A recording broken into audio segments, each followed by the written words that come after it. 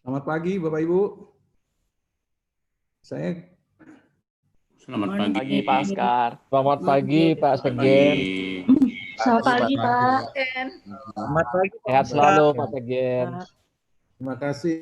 Terima kasih. Pak baru gabung. Ya, siap. Barangkali Siap, Pak. semuanya sehat semuanya. Alhamdulillah. Alhamdulillah. Terima kasih, Pak. Acaranya akan mulai jam 9, 2 menit lagi, Pak. Terima kasih.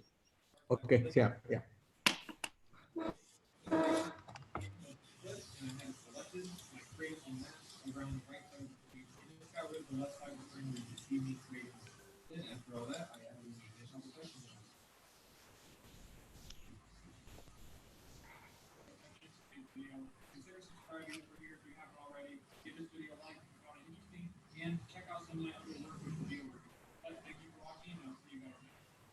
Hello, everyone. Before we start the event at 9 a.m., please complete the attendance morning list that attached in the PowerPoint in the Zoom.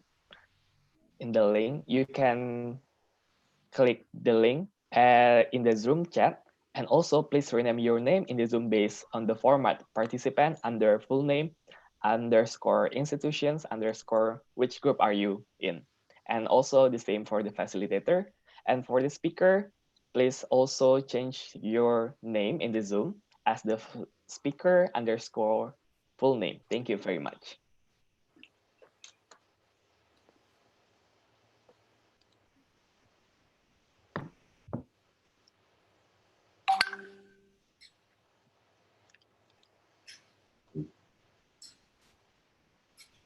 So it's already 9 a.m. Good morning, Your Excellencies, facilitators, participants, and the committee.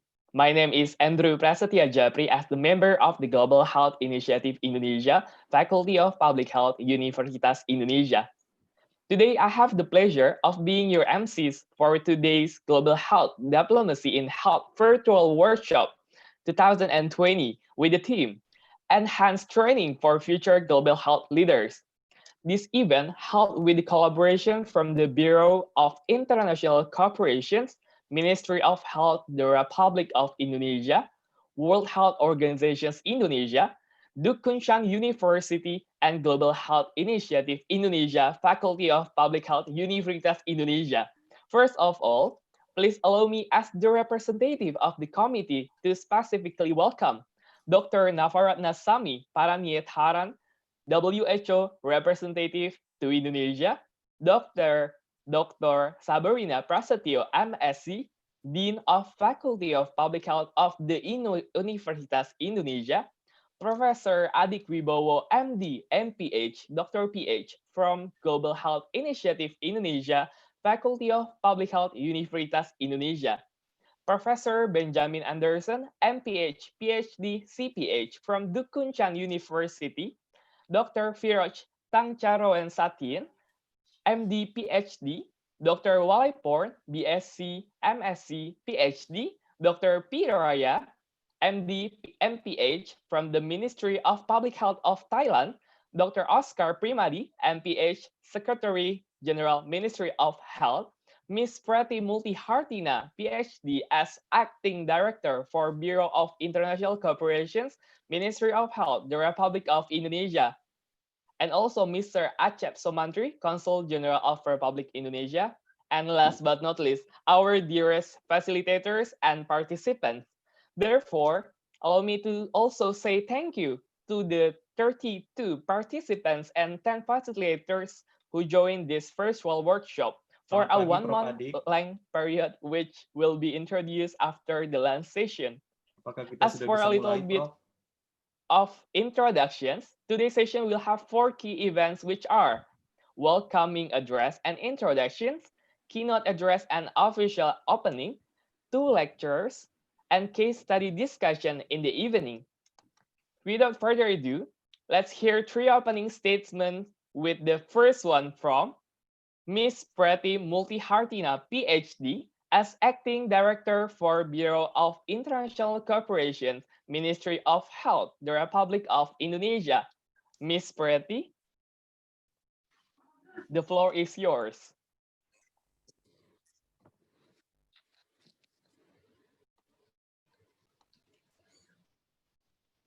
Thank you very much for the introduction.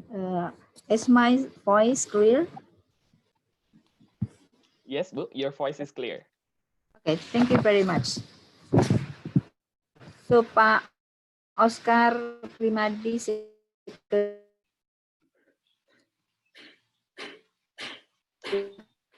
Sorry, Secretary Miss Preti. General of the Ministry of Hello, Your voice a little can you bit hear my? laggy. Yes, now. Thank you. It's okay. Yes. Mr. Oscar Primadi, Secretary General of the Ministry of Health, Mr. Acep Sumantri, Consul General of Republic of Indonesia in Frankfurt, Dr. Parani, WHO representative to Indonesia, Dr. Sabarina Prastio, Dean of Faculty of Public Health of the University of Indonesia, Professor Adik Wibowo from Global Health Initiative Indonesia, Faculty of Public Health University of Indonesia, Professor Benjamin Anderson from Duke Johnson University, Dr. Firoj and colleagues from the Ministry of Public Health of Thailand, distinguished speakers and facilitators, distinguished participants, ladies and gentlemen. Assalamualaikum warahmatullahi wabarakatuh. A very good morning for everyone. I hope you are in healthy and safe conditions. First of all, I would like to express my highest gratitude to Allah Subhanahu wa Ta'ala, the Almighty, for the opportunity for us to be together in this virtual workshop on global health diplomacy. Enhanced training for future global health leaders. Secretary General, ladies and gentlemen, as the response to the challenges of the fast-moving dynamics of globalizations, which have a great impact on all aspects of life, including the aspect of global health and foreign policy, we consider the need for health human resources not only to have technical expertise and knowledge on health, but also knowledge on the global health diplomacy and foreign policy. My wish is through this training, participants could develop their skills and knowledge in diplomacy that could provide them more opportunities and roles in many international forums and negotiation for global cooperation. Secretary General, ladies and gentlemen, allow me to provide a brief committee report. So this workshop is a collaboration between the Ministry of Health of the Republic of Indonesia, WHO in the Indonesia Country Office, Global Health Initiative Indonesia of the Faculty of Public Health of the University of Indonesia, and Duke Johnson University. The overall goal of this workshop is to deliver enhanced global health training to individuals currently working in health or policy-oriented positions in Indonesia. So the workshop is fully conducted in virtual mode for a total of 1 month with the support of the Sakai application from Duke University. The workshop will be divided into two methods, which are the synchronous and asynchronous session. The synchronous session will take place every Saturday, 19 September, 26 September, 3 October, and 10 October 2020. While the asynchronous session will take place between the synchronous session. So the total number of applied candidates are 35 people, from which we have selected 30 participants. The participants consist of 23 Echelon 3 official and 7 Echelon 4 official within the Ministry of Health. Out of 30 participants, 18 come from the Ministry of Health Central Office in Jakarta, while 12 of them come from the Technical Implementing Unit of the Ministry of Health, which are the vertical hospitals, port health offices, and training centers. Most of participants reside in Jakarta, but some of them reside in Surabaya, Bandung, Denpasar, Medan, Makassar, and Palembang. The participants, I believe, will gain the most knowledge, experience, and skills on global health diplomacy from high-level speakers such as Dr. Firoj from the Ministry of Public Health Thailand, Dr. Pam Namgyal from WHO Siaro, Professor Kenneth Rogerson from Duke University, as well as Dr. Ahmad Yuryanto, Director General of Disease Prevention and Control of the Ministry of Health, and Ambassador Mahadi Sumarmo from the Ministry of Foreign Affairs. To aid the participants, competent facilitators from the Ministry of Health, Ministry of Foreign Affairs, WHO, and Global Health Initiative Indonesia of the Faculty of the Public Health, University of Indonesia will join the workshop. The workshop is also made available with the financial support by the WHO Indonesia Country Office. Secretary General, ladies and gentlemen, last but not least, I would also acknowledge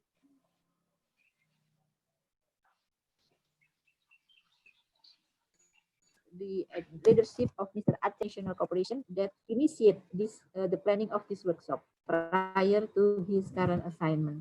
To the participant, please use the opportunity to study, practice, and improve your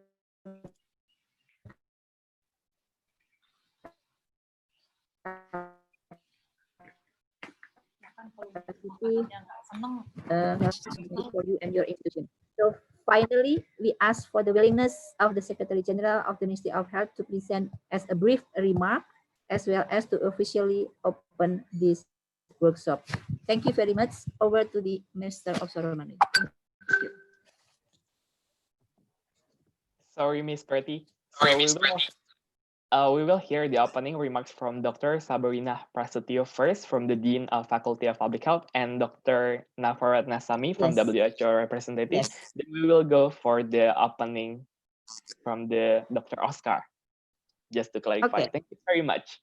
So Yep. please let us continue. Thank you, very much, Miss Pretty, for the clear and thorough information you gave to us. For the second one, we will hear the opening statement from Dr. Sabarina Prasetyo, MSc, Dean of Faculty of Public Health of the Universitas Indonesia.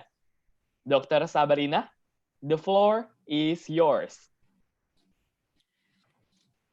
Thank you very much, MC. Assalamualaikum warahmatullahi wabarakatuh. Good morning, Your Excellency, distinguished guests, ladies and gentlemen. First of all, we thank God Almighty for the chance given to us to meet in this online meeting. And in this opportunity, I would extend special gratitude and thanks to Dr. Nafaratna Sami Paranitaran, WHO representative to Indonesia, Professor Adik Wibowo, MD, MPH, Dr. PH from Global Health Initiative Indonesia, Faculty of Public Health, Universitas Indonesia, Professor Benjamin Anderson, MPH, PhD, CPH from Duke Kunsan University, Dr. Firoj Tangsaron Satin, MD, PhD, Dr. Walaiporn, BSc, MSc, PhD, Dr. Piraya, MD, MPH from the Ministry of Public Health of Thailand, Dr. Oscar Primadi, MPH, the Secretary General, Ministry of Health, Ms. Preti Multi Hartina, PhD, Acting Director for Bureau of International Cooperation, Ministry of Health,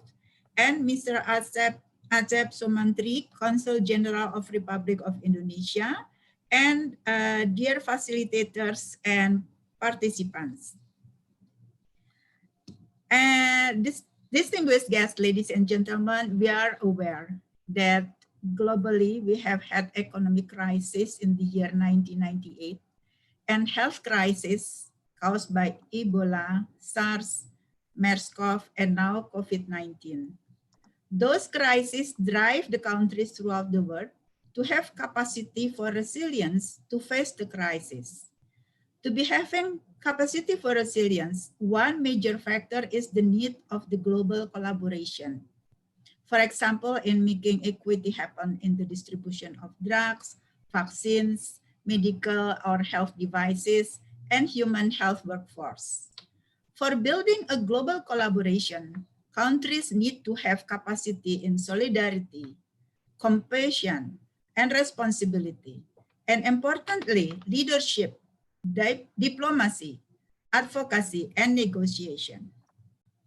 Therefore, to increase the capacity of diplomacy, a training on global health diplomacy is recognized as the one of the important activities. Therefore, a workshop with the goal is to deliver enhanced global health training to individuals currently working in health or policy-oriented positions will be conducted, and it starts today. This workshop, jointly conducted by the Ministry of Health, WHO, Universitas Indonesia, and Duke Kunshan University.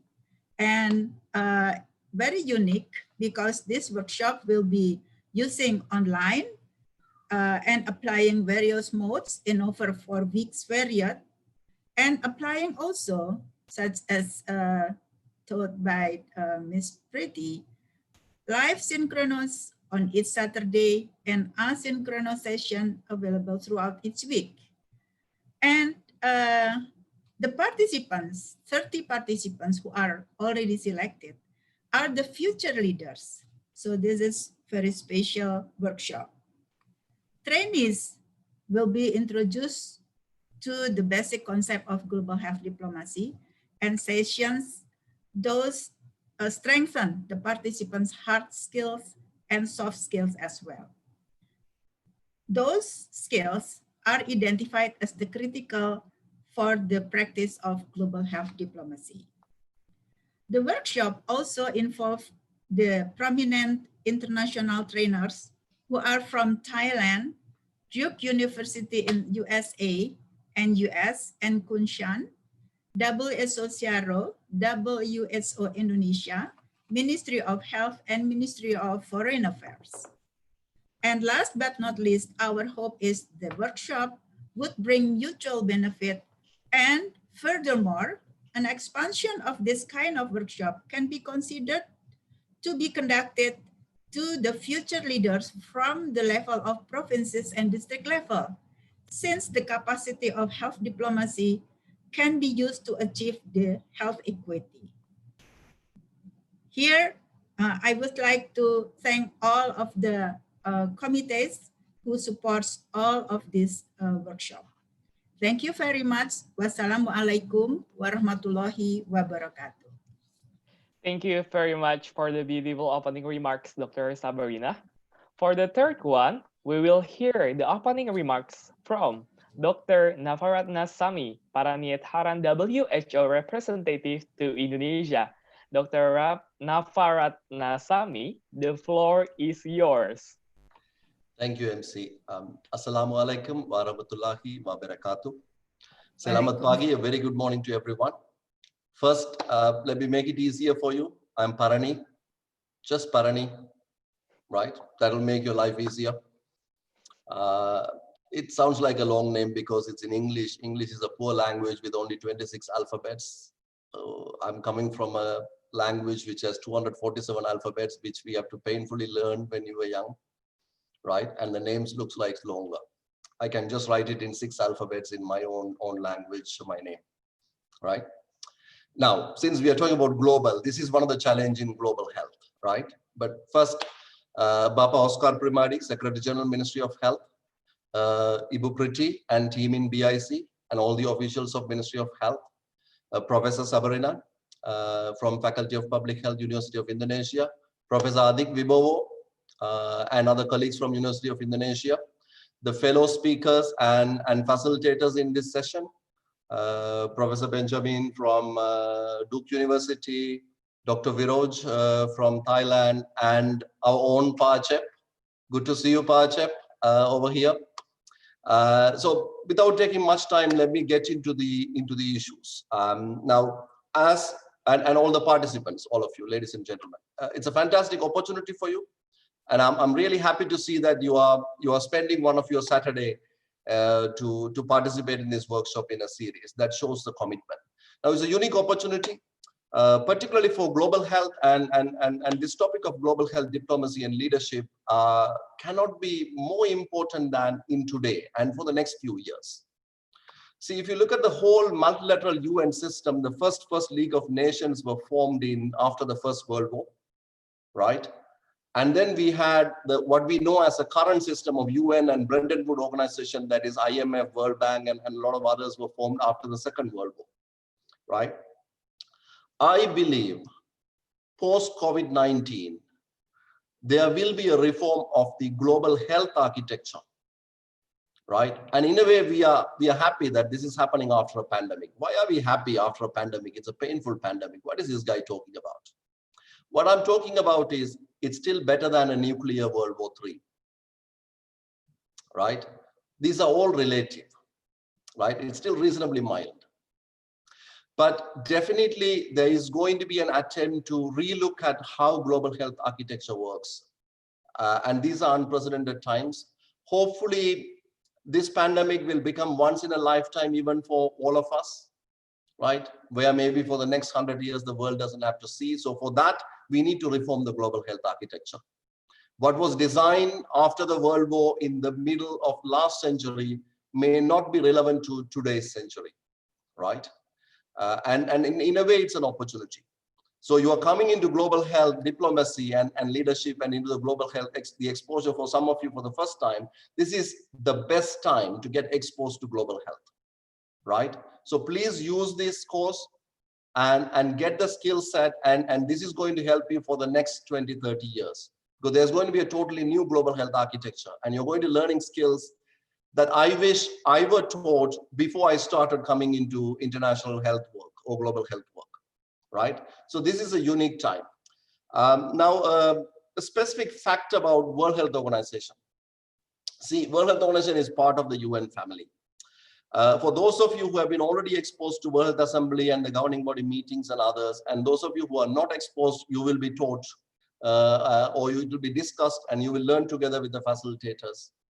And one key factor is all the decision or the resolution or decision in World Health Assembly is made unanimously, and all the countries have an equal vote and say, right? Now, you may think that that's the same happening in all the global forums. That's not true. The countries with more power, both economic power and more developed countries, have a better say than the small countries without power in most of the forums. There's a UN General Assembly. Again, I'm not putting the UN General Assembly down, but it is controlled by a Security Council of 30 members, and the Security Council decisions are controlled by 5 veto power countries, right? I've worked for other governments as well. And something I've heard from senior diplomats from a developed country is that this is the only forum we don't get to decide with the same people. We have to even negotiate equally with a small island nation because it's a WHO forum, right? This is very unique. Because we are health people first, then we are diplomats, or we are leaders or anything, but you're coming from a technical health area. Please always remember that. Although most of the decision on health are decided by people who are non-health, but we do have diplomats and others making decisions. But then we also have strong diplomats who believe in health like Pachep today, right? So this is the nice mixture of global health architecture. And the third point, and an important point sometimes, because most of the people who are in Indonesia miss it, because we don't realize it's a best practice because it's part of our normal life, is this arrangement of Bureau of International Cooperation in the ministries in the government of Indonesia. This is unique. Trust me, ladies and gentlemen, this is unique. I have been trying to get a similar setup in a number of countries in the ministries of health, particularly because as health people, we are first trained in our technical area. We are doctors and nurses and midwives and public health specialists and psychosocial specialists and all of it. But we need a unit that can actually coordinate the international organization, other system, even within country in a unique way, who understand that setup, right? And this is very unique and special, the BIC setup in Indonesia. And I have to mention, I had the pleasure to work with Pachep as a director BIC. When I mentioned it to somebody in foreign affairs, they said, yeah, it also depends on who we have seconded to a particular ministry. So kudos to Pachep for a great work, and that is continuing in this global health diplomacy workshop. So these are unique things, but at the end of the day, you are going to learn. You don't have to listen too much to us because we are going to be outdated in the next 10 to 20 years and you are going to take over. So learn the good things from us and please drop the bad things from us. right? There are things that have to be outdated anyway that we may carry. So please drop them and learn the best. And I wish you a successful and productive time in this workshop. And once again, kudos and appreciation to BIC and University of Indonesia and Duke and Dr. Viroj and others, everybody who is participating in here for putting this together at a crucial time. My best wishes. Terima kasih. Thank you very much. Sure, thank you very much for the warm opening remarks, Dr. Parani. Please let me quote one of your insightful sentences, which post-COVID-19 will be the reformations for the global health architecture, and this is the best time to expose yourself to the global health. Thank you very much, Pak. For the last but not least, let's hear the several sentences from Mr. Acep Sumantri as Consul General of the Republic of Indonesia. Mr. Acep, the floor is yours.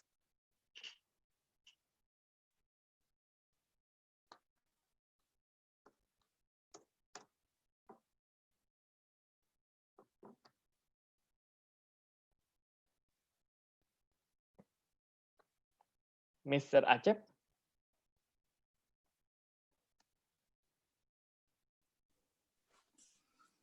Yes, good morning. Can you hear me? Yes, sure, Pak Acep. Very clear. First of all, I would like to Assalamualaikum warahmatullahi wabarakatuh. Very good morning to you all.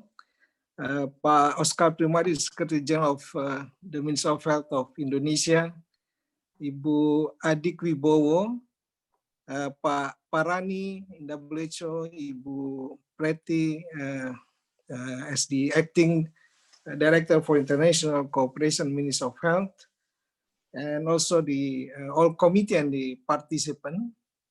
It is a great honor for me to be invited and participated in this opening ceremony of the training of global health diplomacy. As mentioned by Ibu Preti and also Pak Parani, I am one of the initiator of this global health diplomacy training. So it is a very good opportunity for me to be participate in this opening ceremony. That I'm very happy because the dream come true. We discussed a couple months ago on the preparation and also the communication and collaboration since the beginning, and finally today we can open the training of global health diplomacy. I believe that through this training, we hope that the capacity of the skills of official from the Ministry of Health can be increased through the knowledge and also through the materials that will be provided by the instructors and also the resource person. So I do hope that all participants can utilize this training for the future work, especially during the difficult time, the current difficult time, and also for the new normal as mentioned by Pak Parani. I don't have any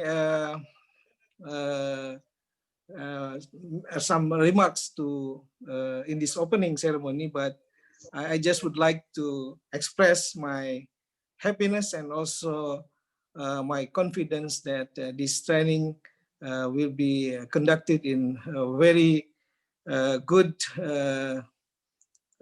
preparation organization. So I hope that this can be beneficial for all of us. Once again, I would like to thank you very much for all of you and also participants, and I hope that we can I hope that we can utilize this for the supporting for the work of the Ministry of Health. Thank you very much. Sure. Thank you, Mr. Acep, for the wishes and also for the opening statement. Therefore, this marks the end of the opening remarks and introduction session Moving on, we will have the keynote address and official opening from Dr. Oscar Primadi, MPH, as the Secretary General Ministry of Health. Dr. Oscar, the floor is yours.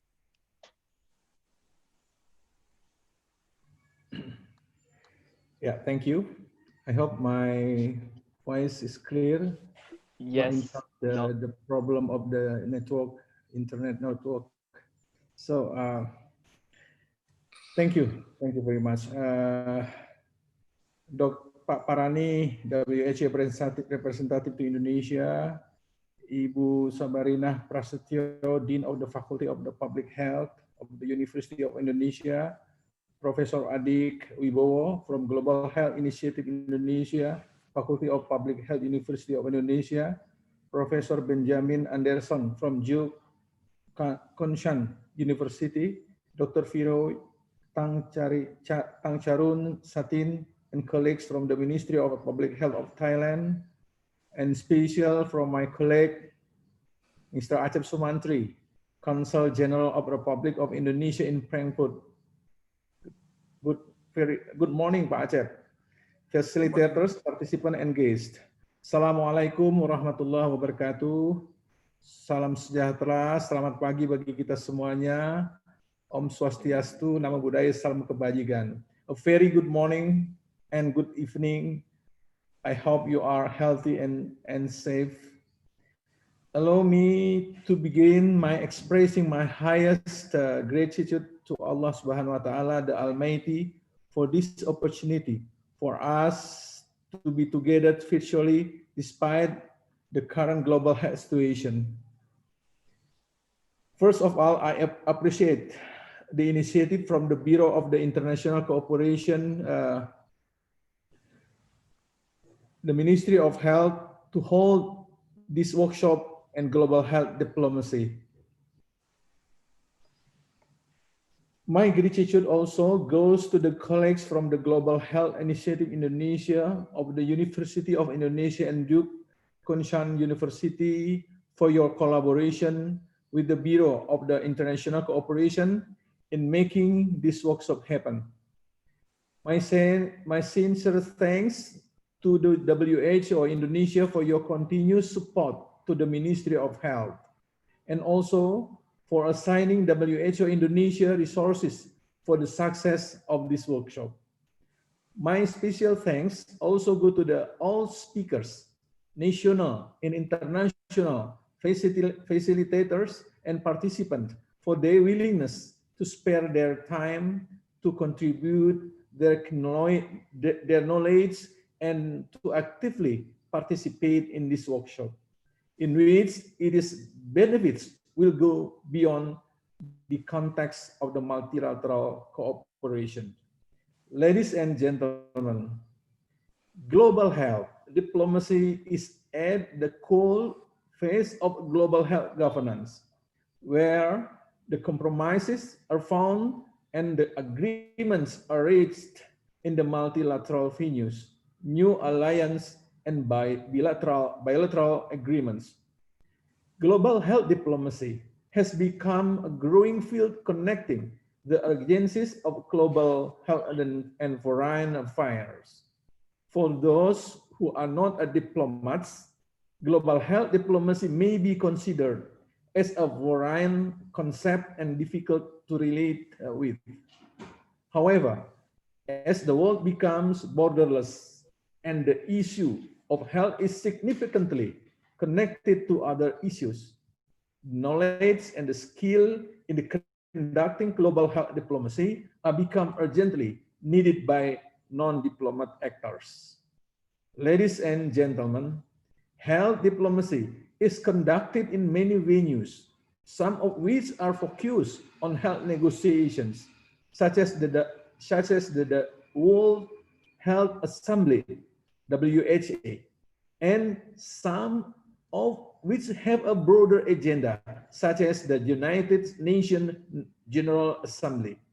It is also extends to other issues related to the health sectors, such as a free trade that signifies the importance for Indonesia to be actively engage in the negotiation of goods and services trades, intellectual property rights, and investment. In practice, the procedures of negotiation should revert to the diplomatic conventions, so that negotiators in health sectors requires knowledge of general principles in diplomacy and international cooperation framework through capacity building to keep the document of the international cooperation in health sector harmonize the national interest.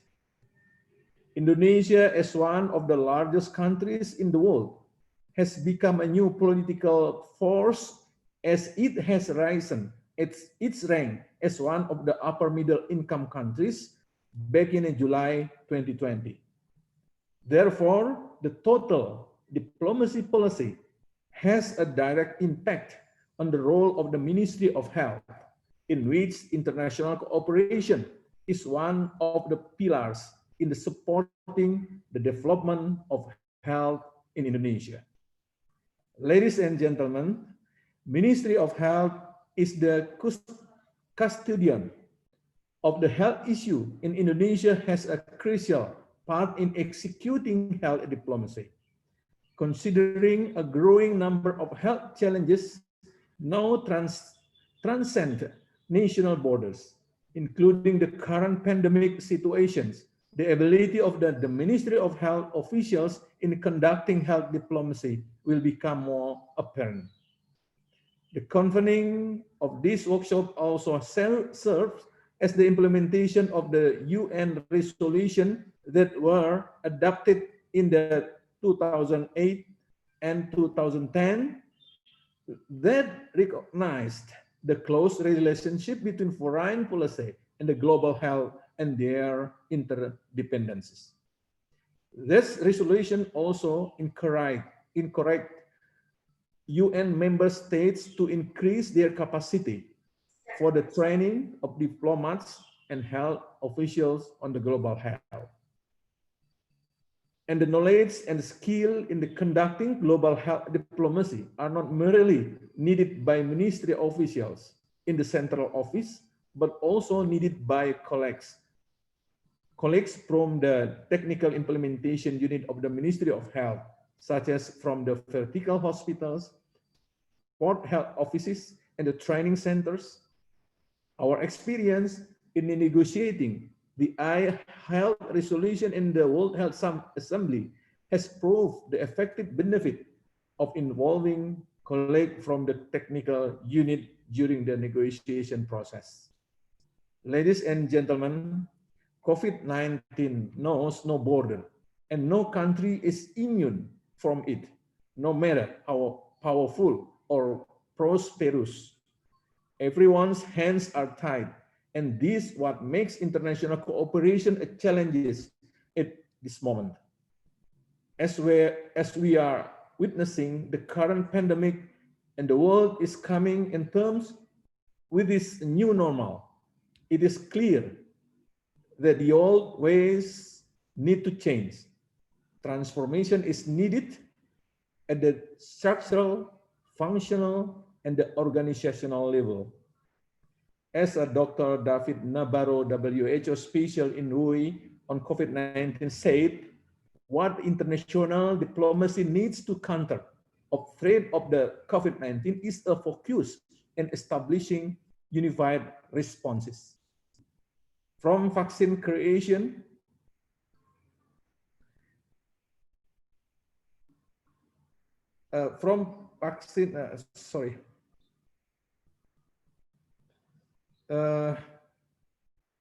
from vaccine creation to distribution, economic exchange, international travel, and transportation all need new rules now, and this new era demands cooperation and diplomacy, not conflict.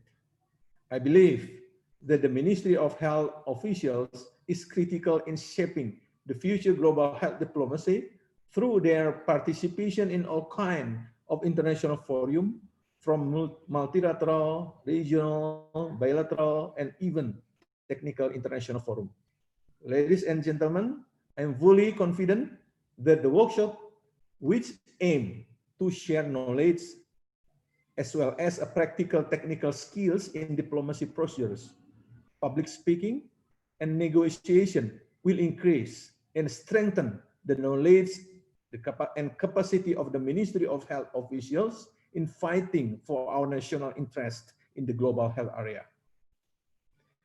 Therefore, I urge all participants to treat this workshop as your man, to take advantage of the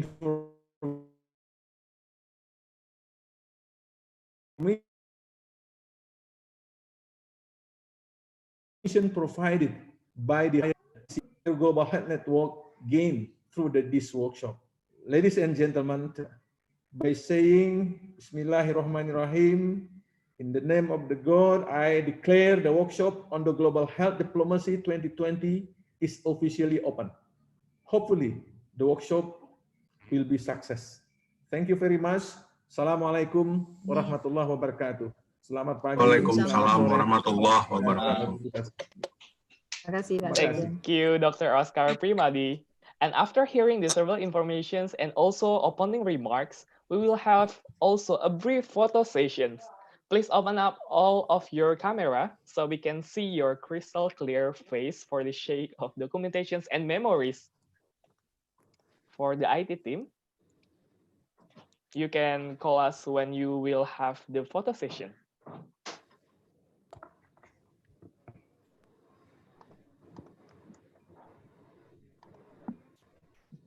Okay, ready? 1, 2, 3. Smile. Okay, once more, we have many layers here. Yes.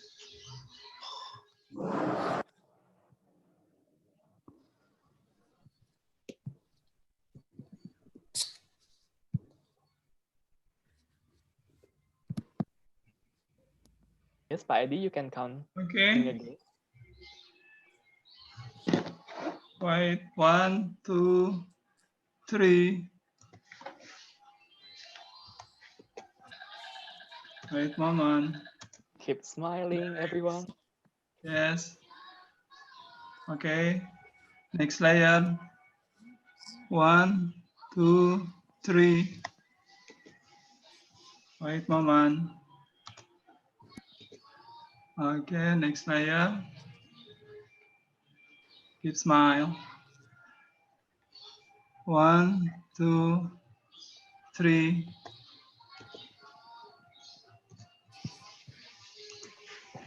Okay, thank you. Sure, thank you for the IT team and also for the honorable guests and speakers from the opening remarks and also in the keynote speakers. You can leave this room if you have the meetings in the future. And unfortunately, I cannot follow the workshop until finish because another agenda still waiting me now. Thank you very much. All Thank you, Pak speakers, Sekjen. Aceh, Terima kasih, Pak. Thank you, Pak Sekjen. Terima kasih, Pak Sekjen. Pak Parani. Terima kasih. Thank you. For the workshop. Thank you. Terima kasih, Terima Pak kasih, Parani. Pak Sekjen. Sehat selalu, Pak Sekjen. Terima kasih, Prof. Adik, Prof. Sabarina. Terima kasih. Pak Acep, terima kasih. Terima kasih, Terima kasih, Pak Acep. Saya juga mau izin live.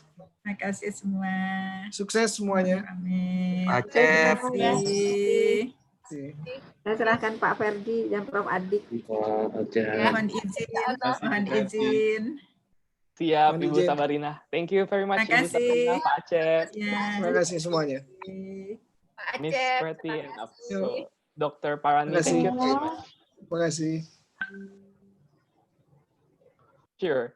Thank you very much for the speakers and also the keynote speakers. And also thank you very much for the committee for taking our handsome and beautiful picture all together despite the social distancing happen around the world.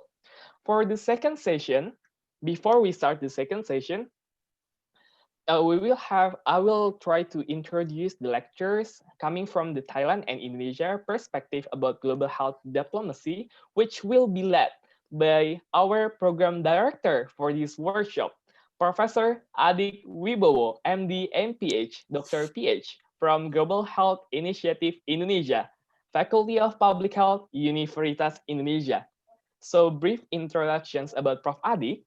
Prof. Adik is a medical doctor who turned into public health, pursued the MPH and further Dr. PH from the Schools of Public Health Hawaii, Johns Hopkins University, and School of Public Health Berkeley. In 1996, she achieved her full professorship in the area of public health at the Faculty of Public Health Universitas Indonesia. She received outstanding awards from the Asia Pacific Consortium of Public Health, or APAC consortium, for her active involvement in the development of schools of public health in Indonesia, and again as public health hero for outstanding leadership in public health nationally, regionally, and globally. She was further asked to join the WHO's Southeast Asia Regional Office in India, and then become acting WHO representative for Nepal, and further as WHO representative for Myanmar. After resuming duties at the Faculty of Public Health Universitas Indonesia, in 2017, she founded the Global Health Initiative Indonesia, one cluster under the auspices of Faculty of Public Health Universitas Indonesia, in close collaboration with the Duke University Institute for Global Health Kunshan. The main and growing activities of Global Health Initiative Indonesia are in communicable and NCD non-communicable disease research, training on global diplomacy in health, and the publication Pathway program. She published 5 public health books and a number of research publications. Therefore, she is married, has 2 sons, 1 daughter, and 2 grandsons. Without further ado, let's call our moderator for the lecture sessions today. Prof. Adik Wibowo, the floor is yours. Thank you very much, MC Andrew, for a very august and honored introduction. I feel so honored about that. Good morning, everybody. Good morning to the speakers, and also good morning to facilitators and to the participants. I do hope that Pak Viroj and team is already with us now. And without further ado, I would like to also share Pak Viroj August bio sketch now. Let me, Tata, can you share Pak Viroj bio sketch? Yes. Dr. Viroj Tang Charun Satin MD PhD is no stranger for me. And I think we should be very honored because we can get Dr. Viroj in this very timely meeting, even though I know that he has a very, very, very busy schedule. So thank you very much, Dr. Viroj and team, for accepting our invitation. Dr. Viroj is the Senior Advisor to International Health Policy Program, IHPP, Ministry of Public Health, and Advisor on Global Health to Permanent Secretary of the Ministry of Public Health, Thailand. Trained in the medicine at Mahidol University, he served 10 years in various Thailand rural hospitals. So he knows very well about what is happening in the real world. Dr. Viroj receives Best Rural Doctor Award in 1986. His PhD thesis at London School of Hygiene and Tropical Medicine won the Woodruff Medal. In 2001, he co-founded IHPP. He receives Edwin Chadwick Medal in 2011 for contributions to improve health systems in the interest of the poor. The Sam Ajay Distinguished Public Service Award in 2018, and WHO Director General Health Leaders 2019 Award. He published 250 articles in the international peer-reviewed journals since 1989. So once again, we are so proud to have Dr. Viroj with us. Let me also now introduce the second speaker who is going to be with Dr. Viroj. Tata, can you share? This is Dr. Walaipon Panca Rana Rumol, the SC PhD. And at the moment, Dr. Walaipon is the Director of Global Health Division, also Director of International Health Policy Program, IHPP, Senior Researcher on Health Financing, and UHE of IHPP Ministry of Public Health, Thailand. Dr. Walaipon is a pharmacist by training. Since joining IHPP in 2001, 19 years ago, she has become a researcher. Her research area on health financing has broadened from the hospital level to the national and regional level. She won a scholarship of Joint Japan World Bank for her master's study in social protection financing at Maastricht University, the Netherlands, in 2002-2003. Subsequently, she got the Dorothy Hodgkin Postgraduate Award in 2004 from the London School of Hygiene and Tropical Medicine, University of London, for her doctoral studies in healthcare financing. She received PhD in Public Health and Policy in 2008. She was on secondment at Health System Financing Department, Health Service System Cluster World Health Organization, Geneva, Switzerland, during August 2011 to April 2012, funded by the Thai government through the Prince Mahidol Award Foundation. She has been appointed as the director of IHPP since 2017 and recently is appointed another task as the director of Global Health Division of the Ministry of Public Health, Thailand. Her main interests in the research areas are health financing, universal health coverage, health system, health policy, and global health. Welcome to our workshop, Dr. Walaipon. We are so honored to have you. The third speaker who is going to be with us in this next 1.5 hours is Dr. P. Raya Piancharun, MD, MPH. She is a research assistant at HPSR, Global Health Diplomacy, IHPP, Ministry of Public Health, Thailand.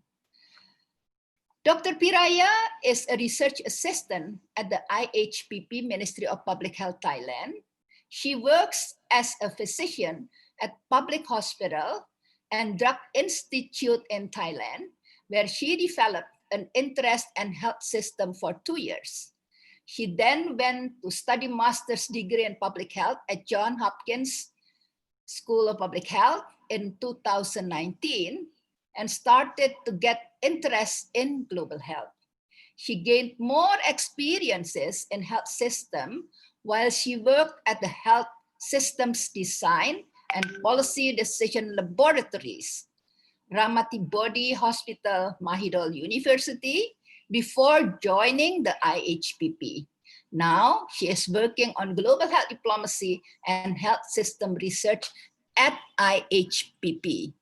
Again, thank you very much, Dr. Piraya. Again, also, we are so happy to have you here. Without further ado, Dr. Viroj, the floor is yours. And after you finish with your presentation, please give it the floor also directly to Dr. Walaipon and then later to Dr. Piraya. And after that, we can have a discussion. Thank you very much. The floor is yours, Dr. Viroj.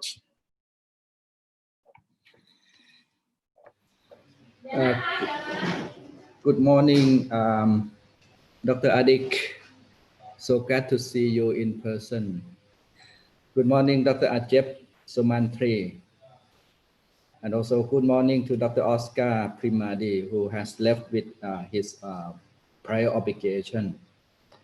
Thank you for the invitation to this very important global health workshop for our colleague in Indonesia.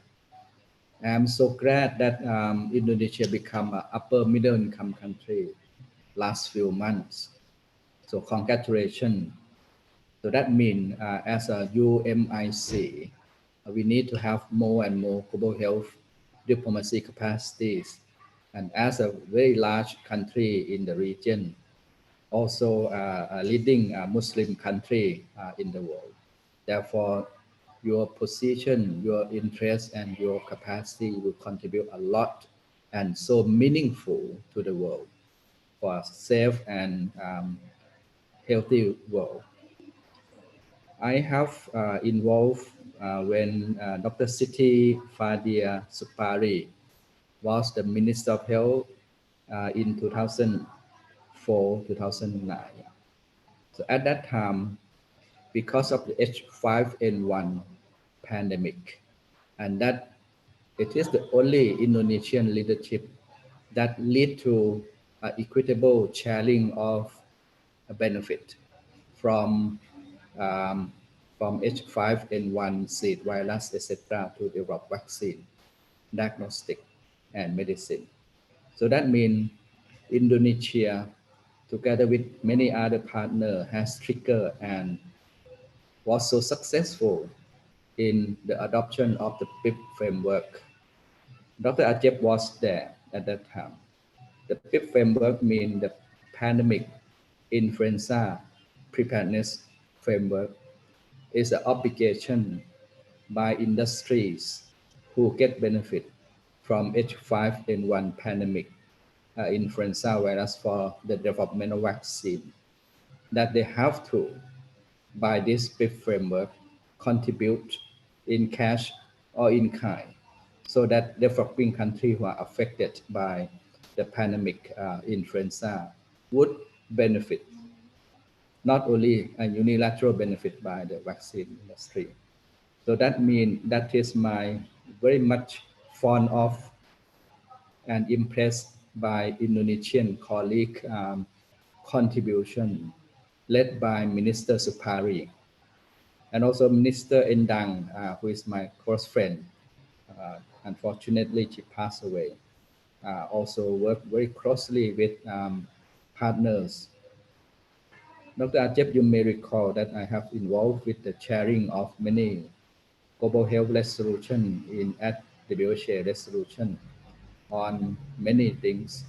And also it is Indonesia and partners, member state in Southeast Asia who support as a regional one voice. And that means even Southeast Asia has 11 member states, a very smallest number across the 6 WHO region, has been successfully in traveling and leading the world on many important WHO resolution. In this presentation, I wish to invite Dr. Prilaya to present the PowerPoint from slide number 1 to slide number 13. And that will follow by Dr. Walaiporn from slide 14 until the end. I will conduct the discussion so that what are the priorities of Indonesia, the 3 most important priority global health agenda or issues that the country wants to drive, and how do we work together as Southeast Asia region and regional one voice, and what global health capacity is required. So dear participants, I'm so glad to see you all here. We have 58 attendants here. And then please take note, and you have a question, you may raise the question after slide 13, one slot. And you may raise question after slide, last slide, and then I will trigger general discussion. I hope, Dr. Adik, you agree with this management of timing. Over to you, Madam. Yeah. Thank you very much, Dr. Viroj. I cannot agree more. So we will follow with your suggestion. And please, Dr. Walaipon, to Dr. Piraya, start with your slides 1 to 14, and then Immediately you can be followed by Dr. Walaipon from the end.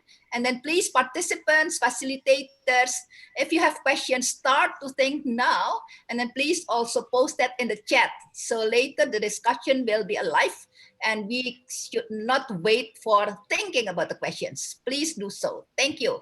Dr. Piraya, floor is yours. Thank you very much. So I would like to start with the slide number 1, the fundamentals of global health diplomacy. Yes, so, okay, next slide, please. Yes, so first we will start with the definitions of the global health diplomacy. So the global health diplomacy comprised of 2 words, the global health and the diplomacy. The global health is the health issues that beyond territories of state or capacity of individual country. And diplomacy is a tool that implement foreign policy and articulate national interests. Thus, the global health diplomacy is the multi-level and multi-actor negotiation processes that shape and manage the global policy environment for health. Next slide, please.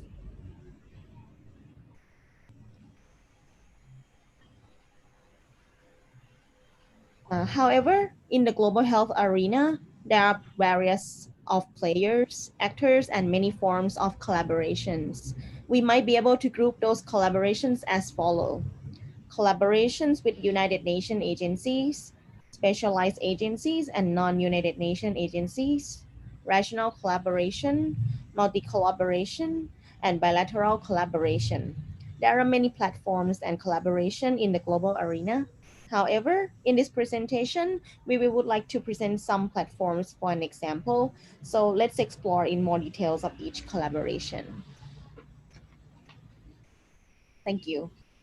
First is the United Nations Health-Related Agencies.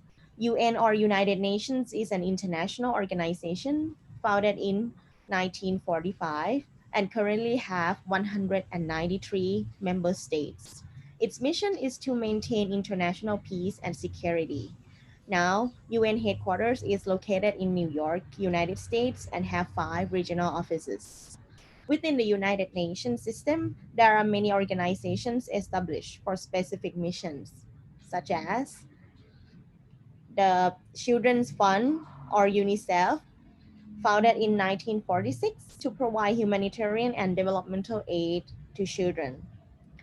WHO or World Health Organizations. It is the leading organization of health founded in 1948 to specifically promoting and protecting health worldwide.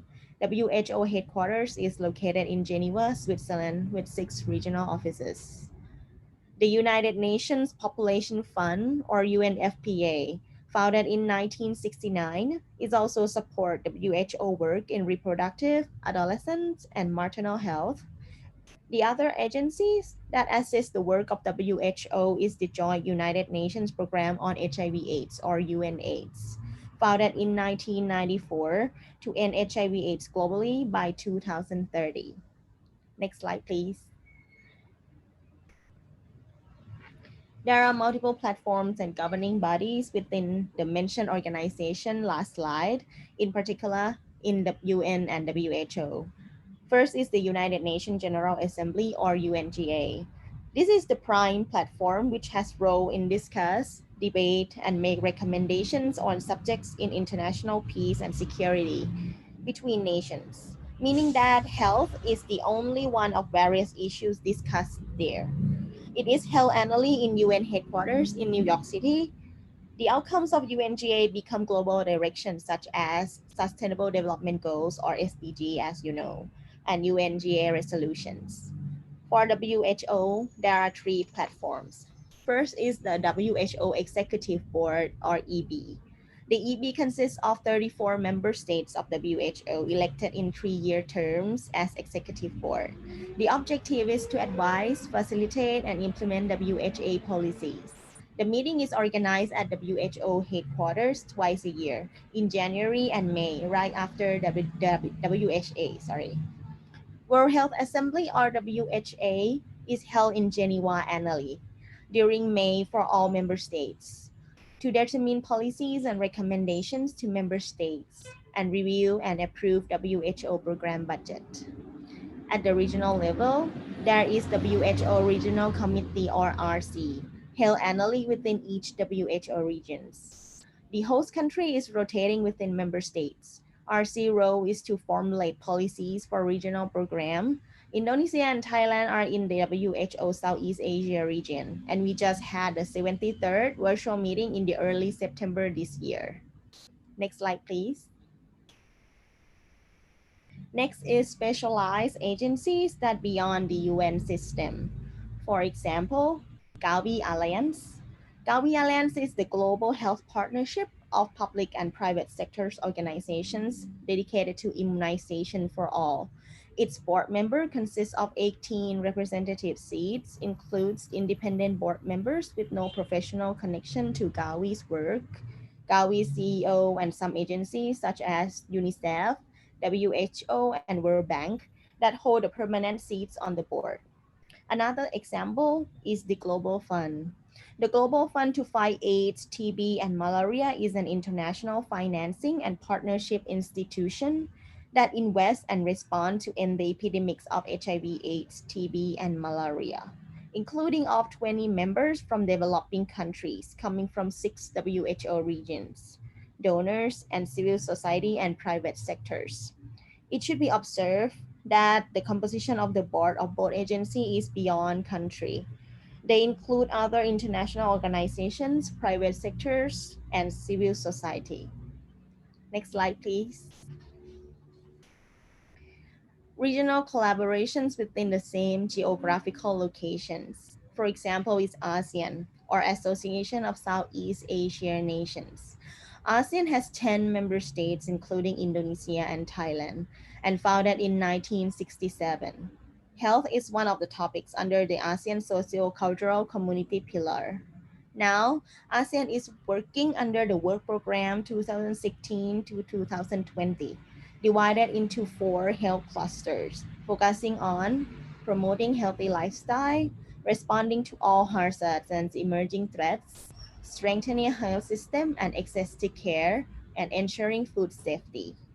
After each health cluster meeting, which provides strategic leadership in identifying and implementing regional programs, all clusters would report its progress to the seniors officials meeting on health development or SOM-HD. The SOM-HD responsible for strategic management and provides guidance on the overall implementations and ensuring that all goals and targets are achieved. SOM-HD needs to report back to ASEAN Health Ministers Meeting or AHMM, which determines the policies of ASEAN Health and endorse decisions and reports of SOM-HD. Lastly is the ASEAN Summit, that leaders from ASEAN member states come to discuss global issues related to economic, political, security, and social-cultural development of Southeast Asian countries, strengthening cooperation and also making decisions. Next slide, please. The latest meeting of ASEAN is the 15th SOM-HD, which was held as a video conference during 24th to 28th this year.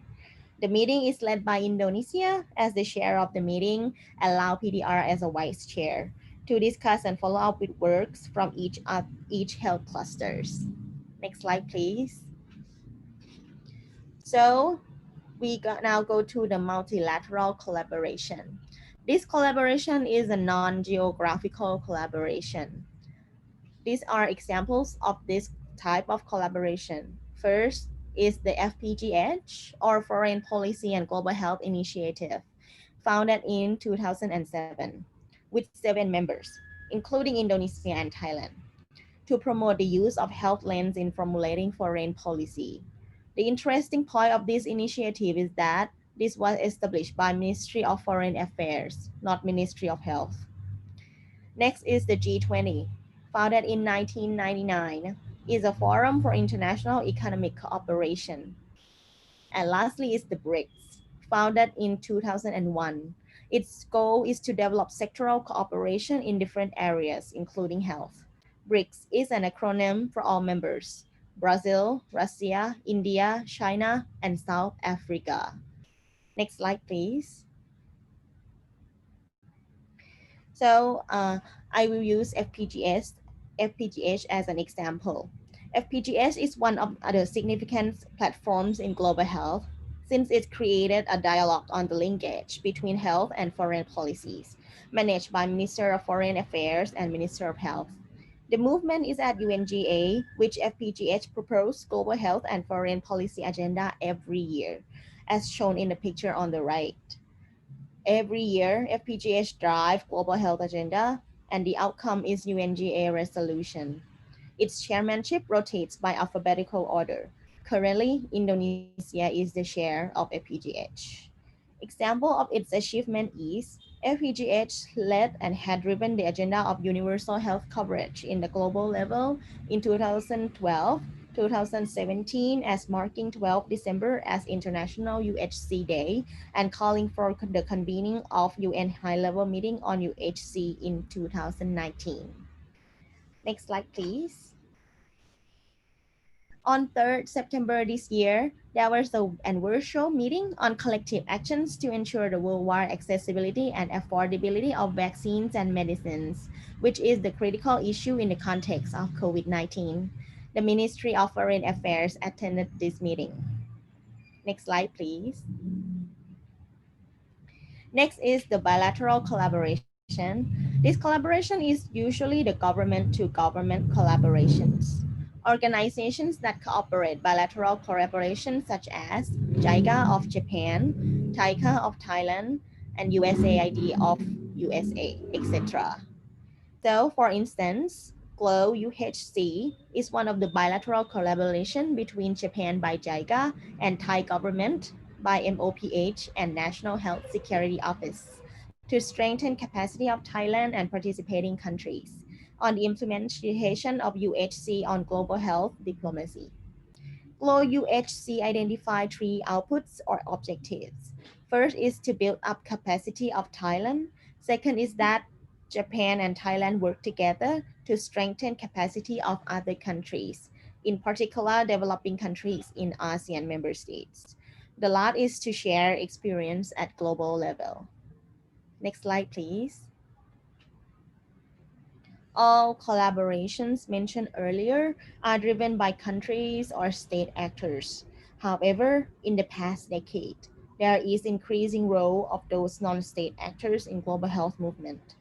Non-state actors or NSA is individuals or organizations that influence in economic, political, or social power in international level, but do not ally with any particular country or state.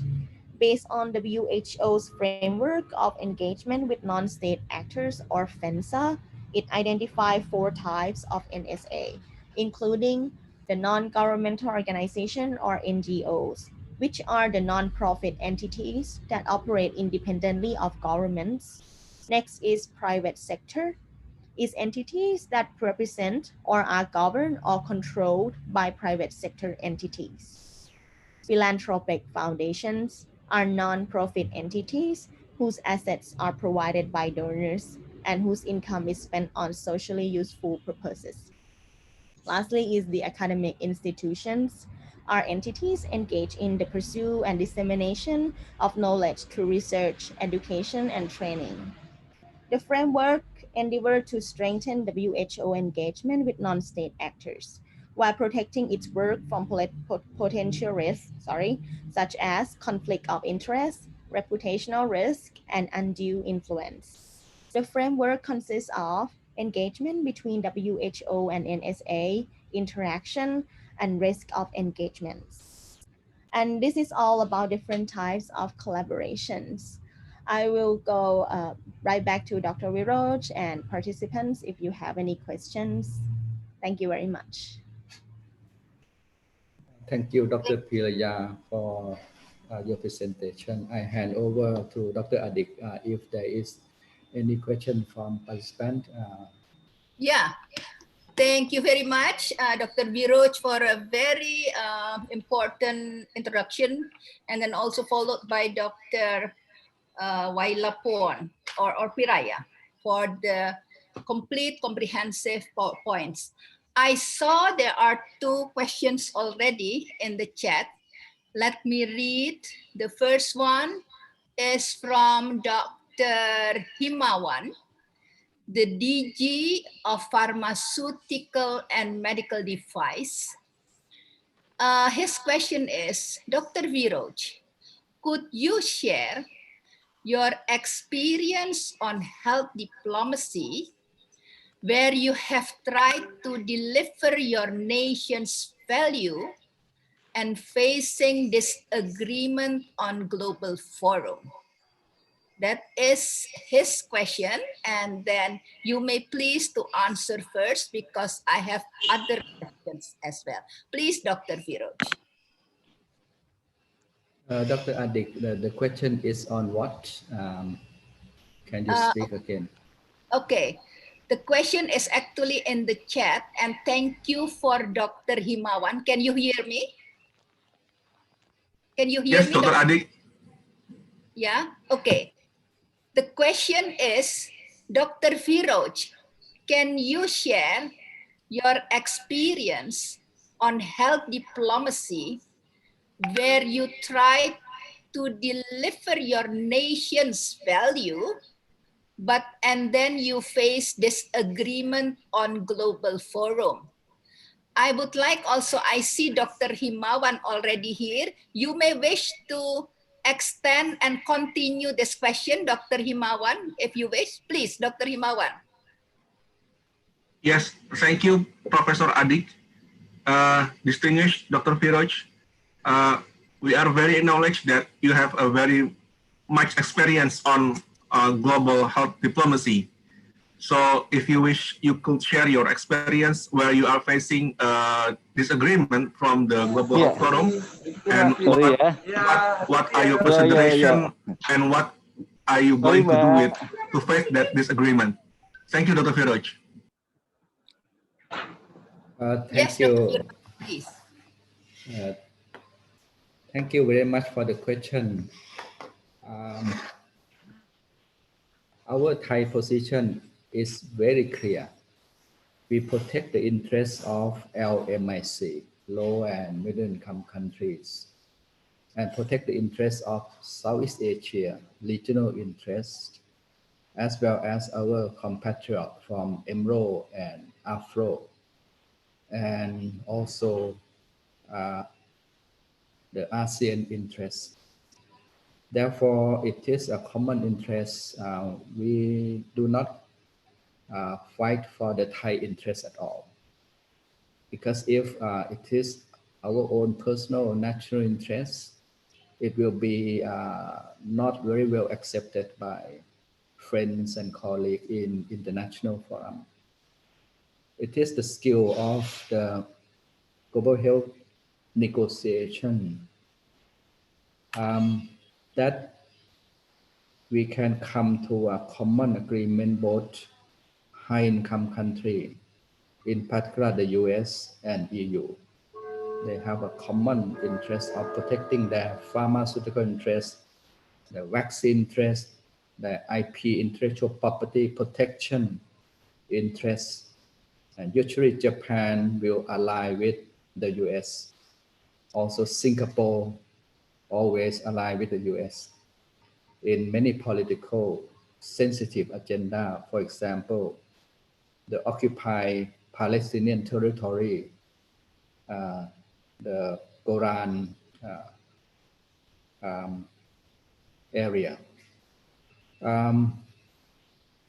Therefore, I have shared one web link to Adik.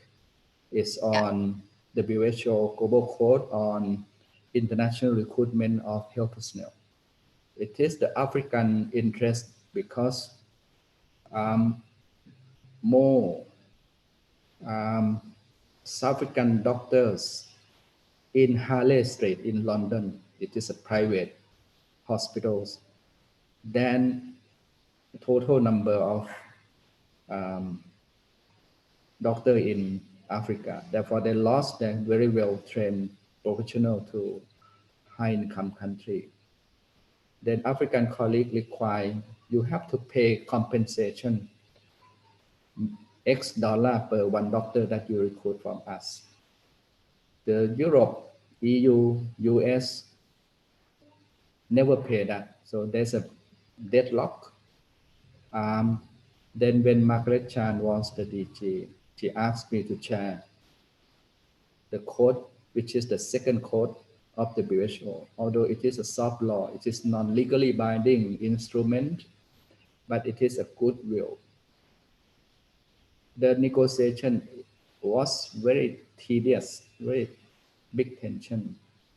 Also, when Ajep was in 2004, 5, 6, 7, 8 at the WHO, I have been chairing negotiation on the PIP framework.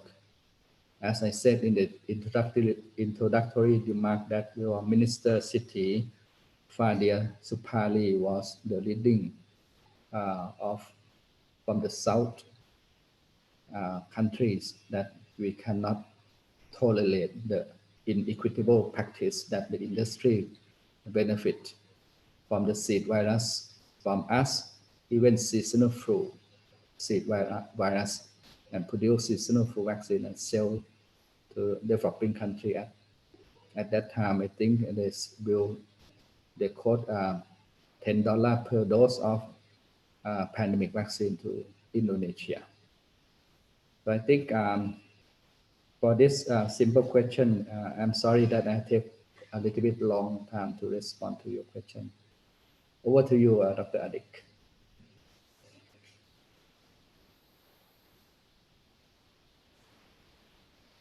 Thank you very much, Dr. Viroj. The answer is very clear, and hopefully for Dr. Himawan, do you still have another question for Dr. Viroj? Over to you, Dr. Himawan. Thank you, Professor Adik. I think it's I do not have any question on my list now. Thank you, Dr. Adik. Thank you very much. There is another question, Dr. Viroj, from Dr. Rahbudi, and it is from the Mental Health Division of Ministry of Health. Dr. Rahbudi, please, your questions, please, to Dr. Viroj.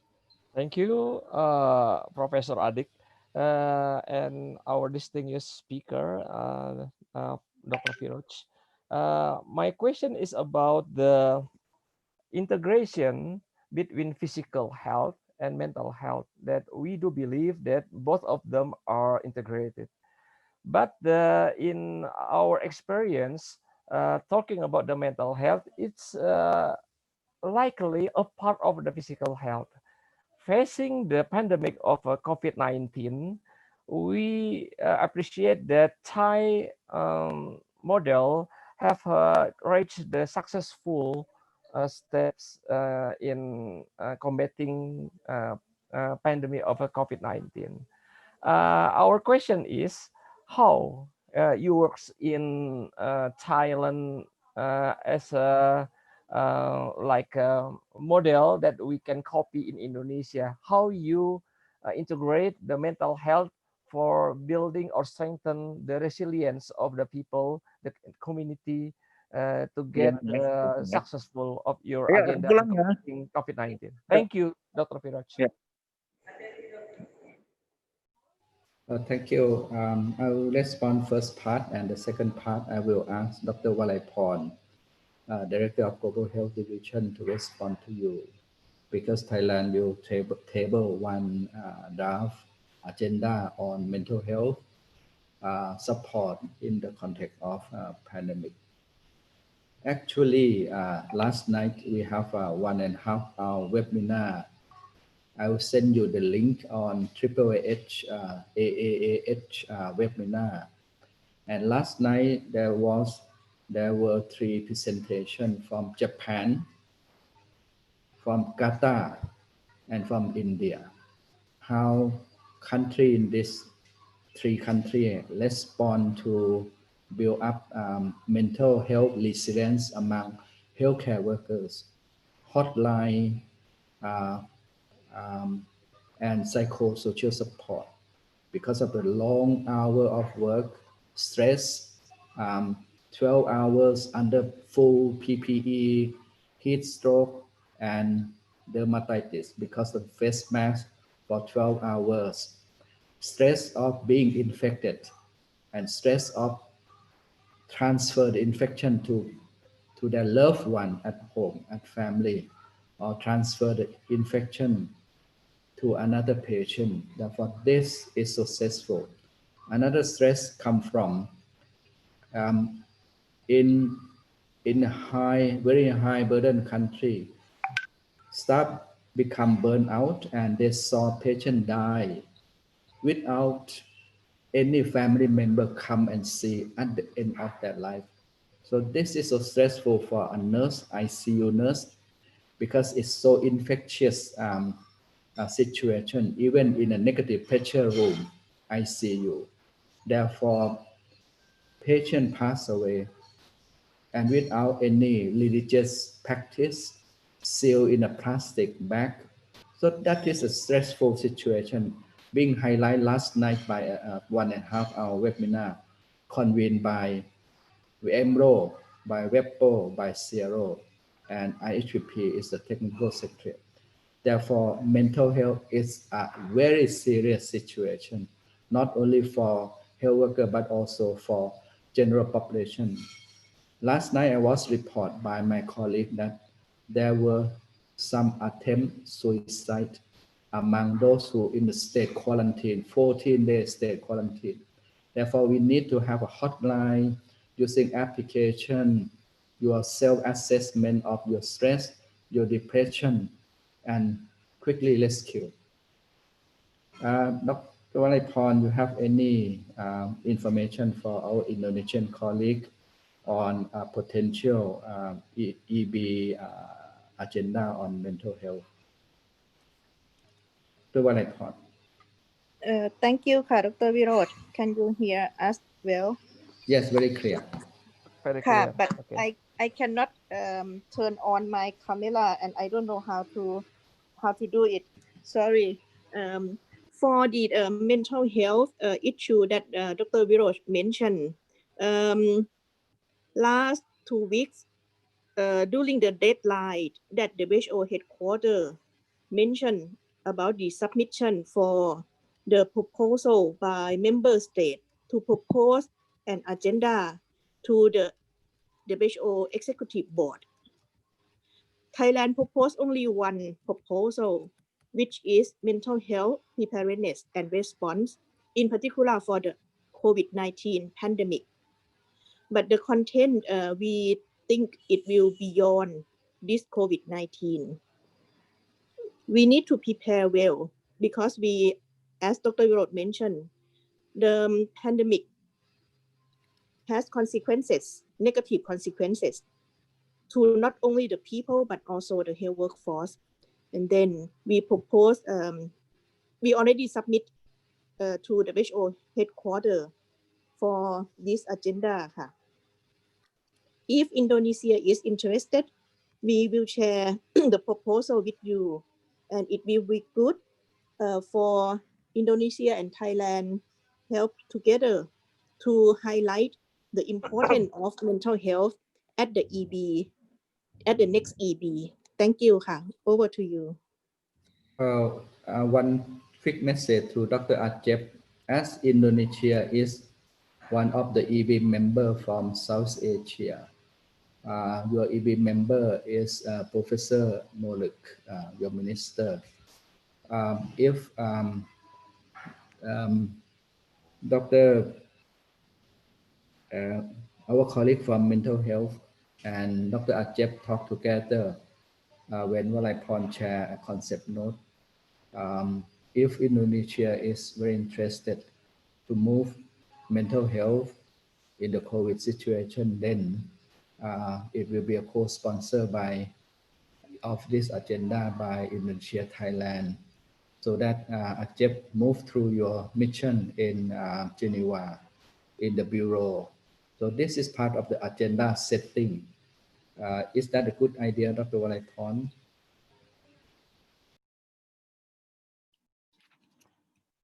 Dr. Walaipur? Definitely yes, Ka. And I try to connect via my computer and then I can share the proposal from Thailand to you, Ka. Dr. Adik, this is a spillover effect of a real life, real hands-on Yes. experience in setting agenda, a global health agenda as one of the EB agenda. So thank you for our colleague who raised the mental health issue. Thank you very much for all the information and responded. Dr. Rahbudi, if you have another question, you can post it later. The next question, Dr. Viroj, Dr. Walaipon, and Dr. Biraya comes from Dr. Endang Budi Hastiti from Directorate SHO. Please, Dr. Endang, floor is yours. Good morning. Thank you, Prof. Adik.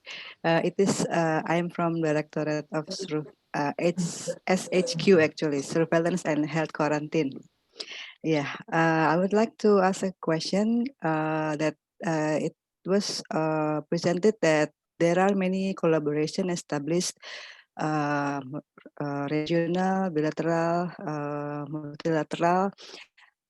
So I'm wondering, is there any like a coordinating bodies for this collaboration?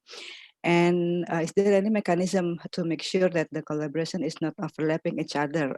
For example, in terms of the objective or the goal of the collaboration.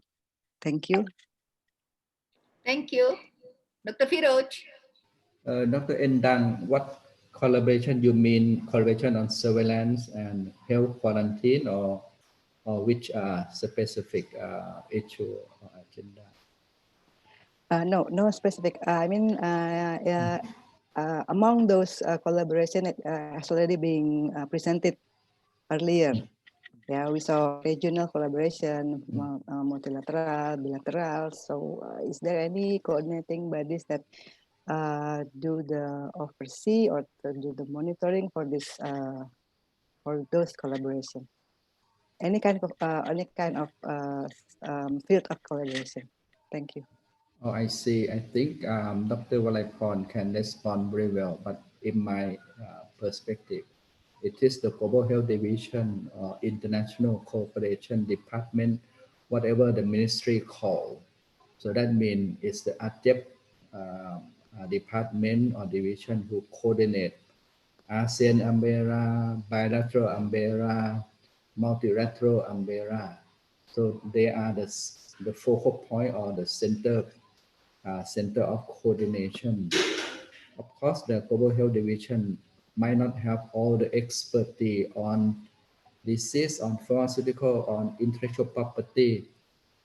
Then they have to coordinate with a expert within the MOH and outside the MOH, Commerce Ministry on the intellectual property, etc.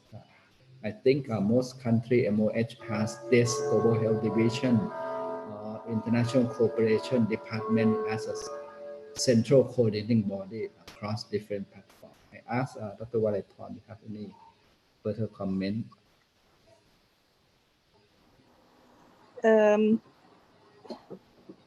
Similar to Dr. Viroj mentioned already, the Global Health Division or Foreign International Affairs in the MOH is the middleman. The middleman needs to know who is the technical counterpart and who are the expert in the ministry and with and outside the ministry. And then we need to play the game. I could say the global health is the game like a football team. We need to have a middleman, which is the global health division. And then we need to know whether this is the agenda setting or this is a downlink using the benefit from having resolution or decision to be benefit to our country. And then we need to know the stage and also the technical content, the actors. Over to you. Dr. Adik, can I have a short comment? For sure, yes. Thank you, Dr. Wallepon. To be diplomatically correct, we do not use middleman. We have the middle person or chairperson. This is I'm a middle woman. this is to observe gender equity. Therefore, we do not. I try by all means when I chair a meeting that we have to observe this diplomacy. So that means as a chairperson, not a chairman, not a chairwoman, but we have to address a middle person. So that is a part of the diplomacy. Over to you, Dr. Adik. Thank you very much. That is such a very useful note that we will also use in our sessions later. We are not going to use chairman, chairwoman, but person. Yes. Thank you very much. The next question is from Dr. Aldiana Halim. And Dr. Aldiana Halim comes from the Eye Hospital in Bandung, and Bandung is about 240 kilometers from Jakarta. Yes, Dr. Aldiana Halim, please. Okay, thank you. Can my voice heard clearly there? Yeah. Okay, thank you. Okay, thank you, and thank you for great presentation this morning session. So I'm happy to learn about all of this, and thank you for the Foreign Affairs Department of Ministry of Health. And I have a fortunate to attend the EB meeting in Geneva in last February, and thanks for the Foreign Affairs Department. And there I'm learn how the policy, the global health policy conceptualize. So I'm just thinking that whether there is a gap between the commitment or the decision in that produced in the global organization with the implementation in the local country. Whether if we for example, Indonesia as an initiator of a particular resolution or commitment globally, whether we have to also follow up by the producing the regulation locally, and how to monitor also the product that produced in the global forum or regional or multilateral forum. Thank you. Yes, Dr. Viroj. I'd like to invite Dr. Wallepon. This is part of her subsequent slide presentation. The question is on when there is WHA resolution or EB resolution, how a country honor what we have committed there, or even United Nations General Assembly resolution on USC on increased spending 1% of GDP additional for primary health care, and how this being honored and implemented. What I call have the floor. Thank you, Ka. Thank you for this very important question, Ka.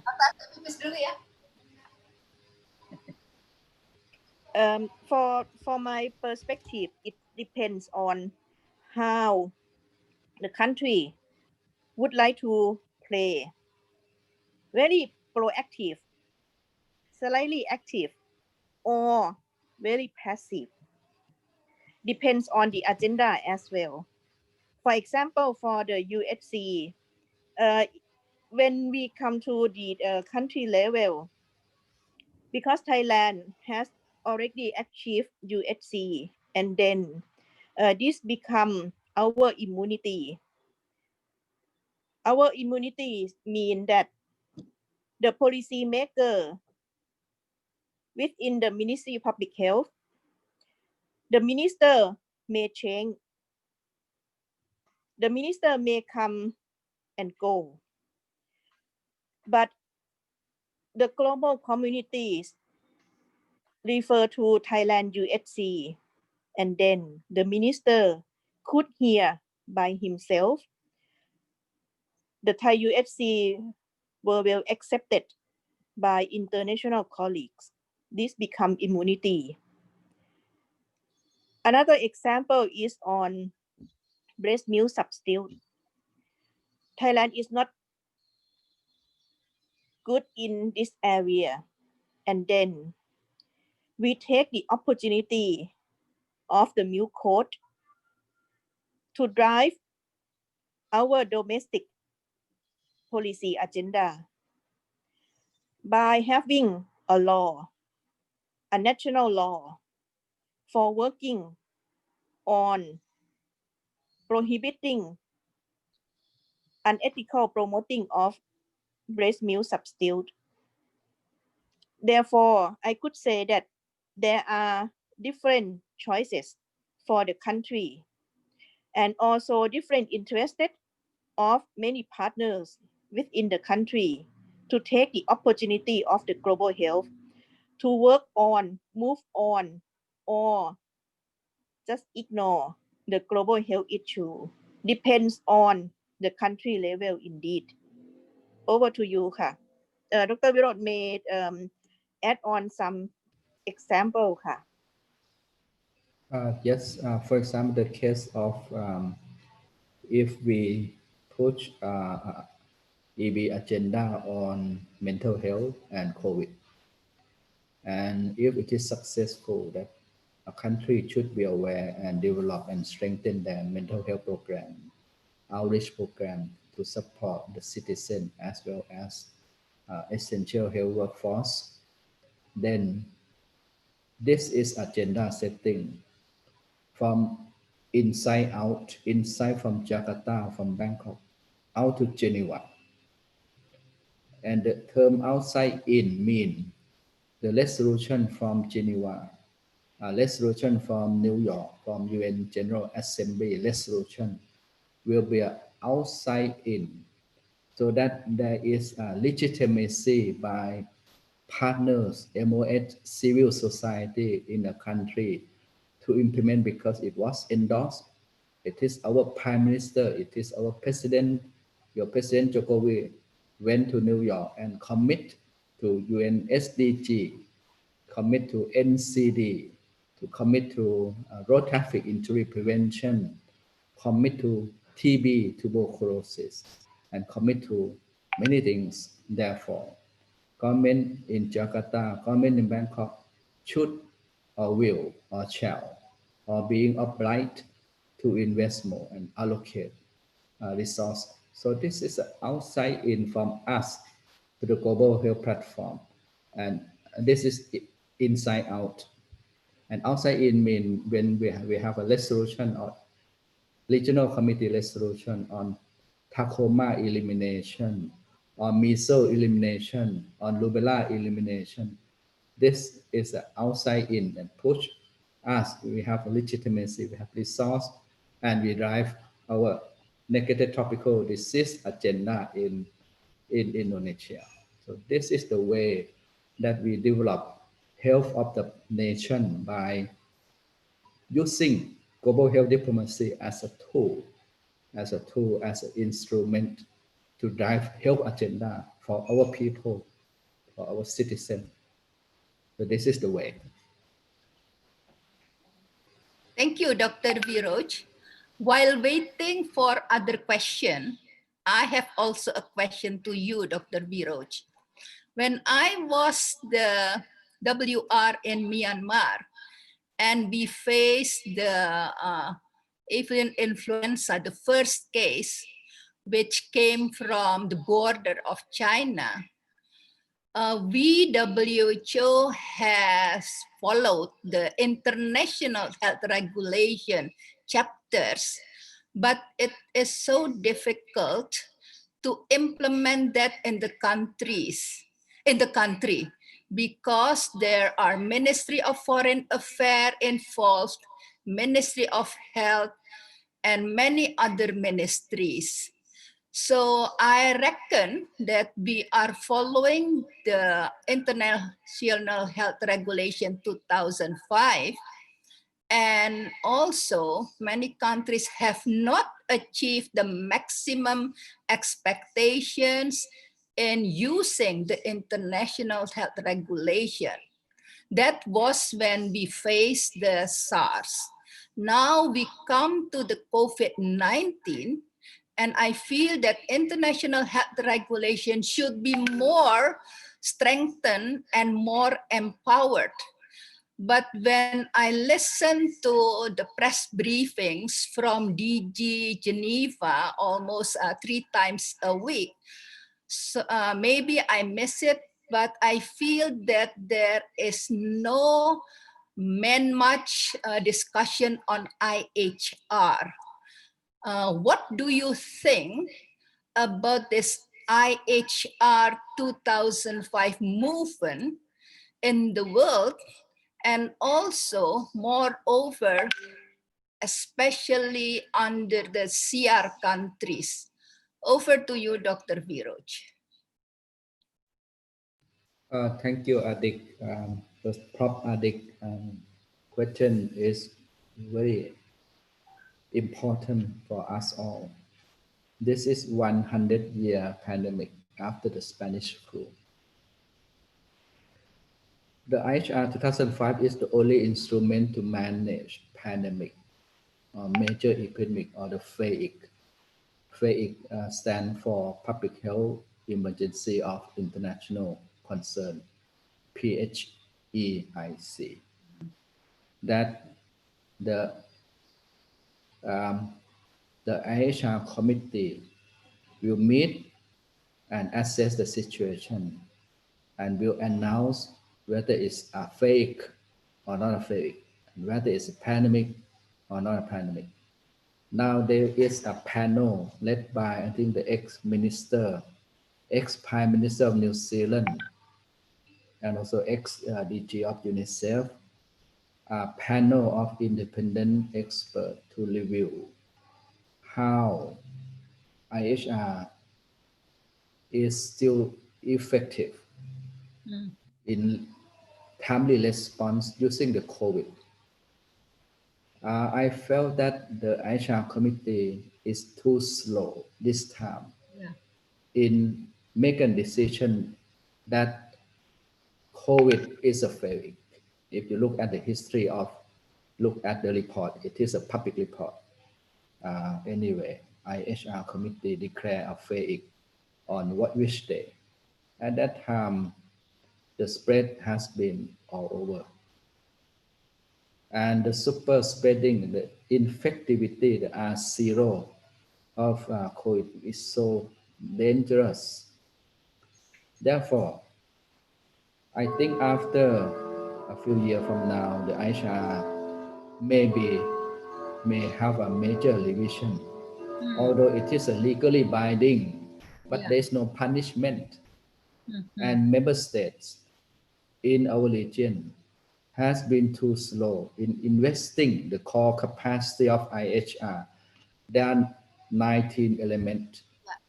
AMI is one of that, and the point of entry is one of that. Lab capacity is one of that. And this is really one health issue, because I guess that the first coronavirus, first ever in this world, come from animal, because bats study has shown that bats is the host of this coronavirus. And we also monitor bats in Thailand. We have a lot of corona, but different subtype. Therefore, I believe that question by Prof. Adik is so critical. It's not the fault of WHO. It's the fault come from member states who did not invest enough or pay attention enough to IHR core capacity. We have to look at the SPA SPAR, the state party annual reporting, is a mandatory reporting of the progress of your IHR core capacities. If you if participant key search SPAR, IHR report, and you see what is the situation in Thailand, Indonesia, and Myanmar, or in your neighbor Malaysia and Singapore. Okay. Thank you very much, Dr. Viroj, because this is really annoying my head. And also I know that many countries are not fulfilling those components of IHR yet. The COVID-19 to me is much more dangerous than the SARS before. So thank you very much. And I think this is going to be our ongoing agenda as how we are going to make use of that, or perhaps we should revise, because many countries are really not fulfilling that. I know from one of the study. Thank you very much, Dr. Viroj, for a very important actually response. Ladies and gentlemen, I did not see other questions in the chat. So whether there are still burning questions from the floor, I would like to give you another chance and just go ahead and then raise your question directly. Please.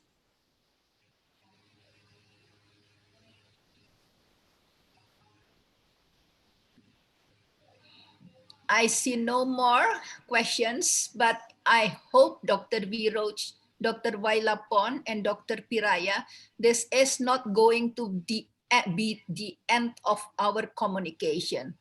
We wish that this global health diplomacy training will be indeed the first opening Pandora box, and where we can further communicate with you and your team, especially on global health diplomacy, because we really aim to have this kind of building a network and also to sustain the global health community.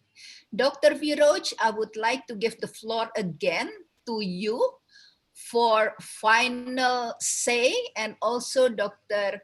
Wailapon and Dr. Piraya, please.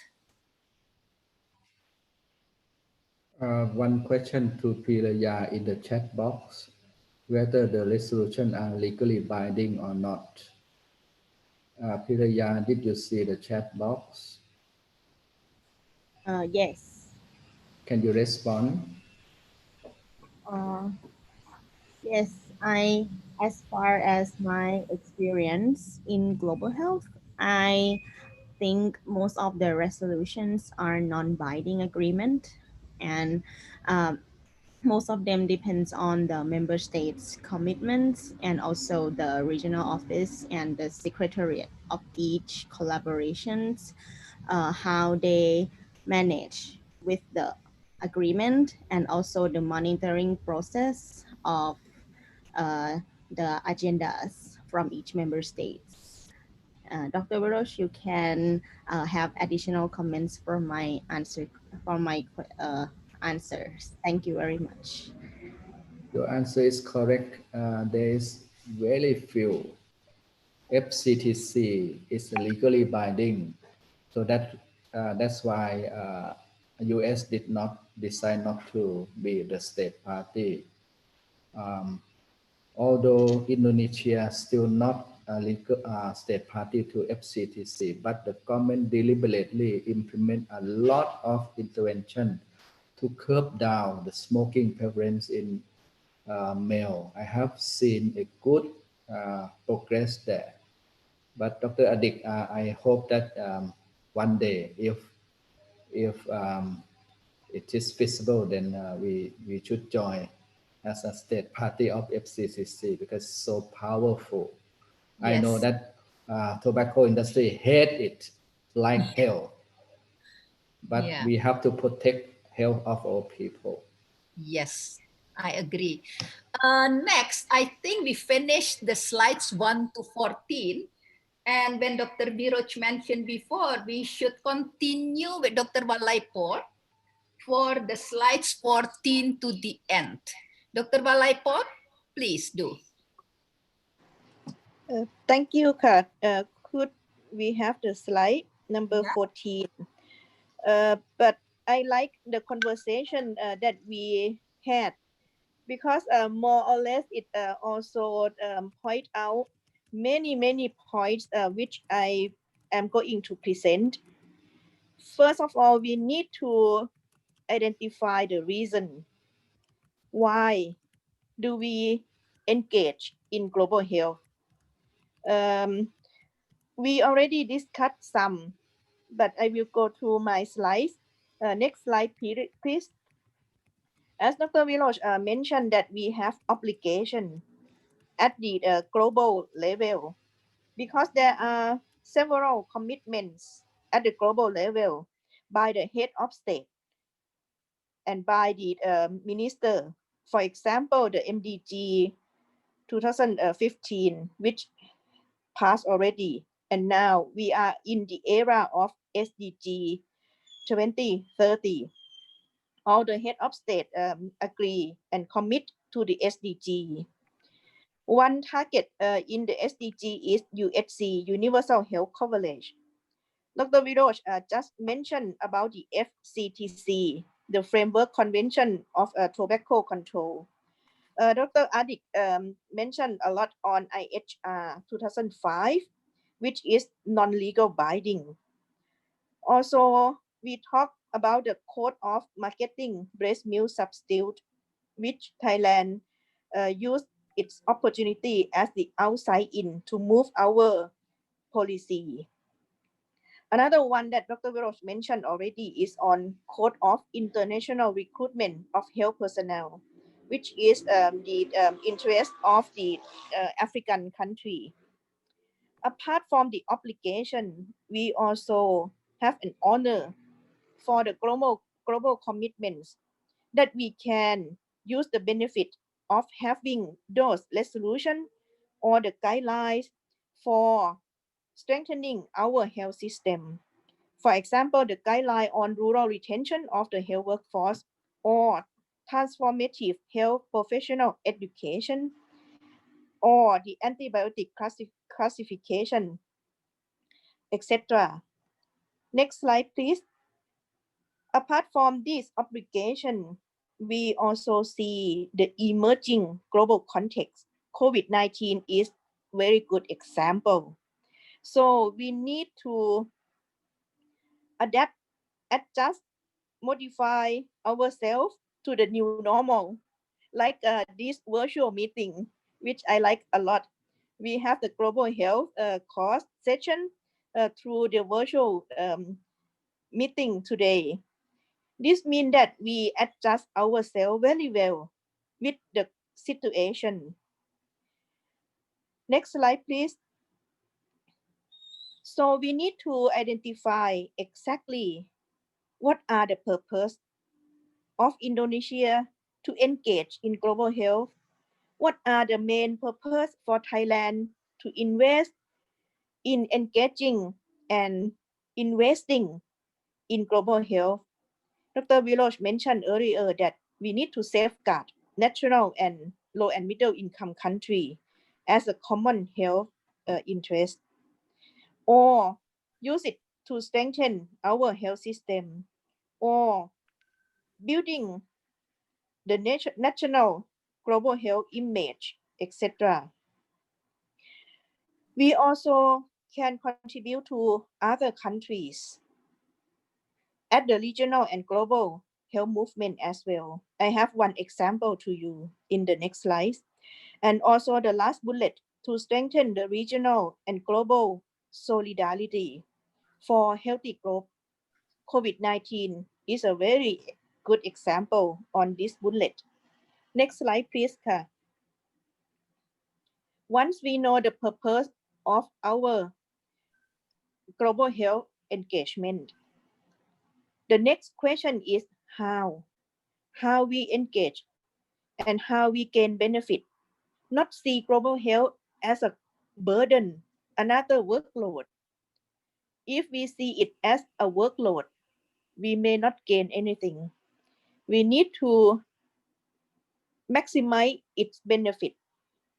One example is on universal health coverage through the ASEAN community. ASEAN contributes to the global movement at the UNGA, the United Nations General Assembly, last year, that it had a political declaration on UHC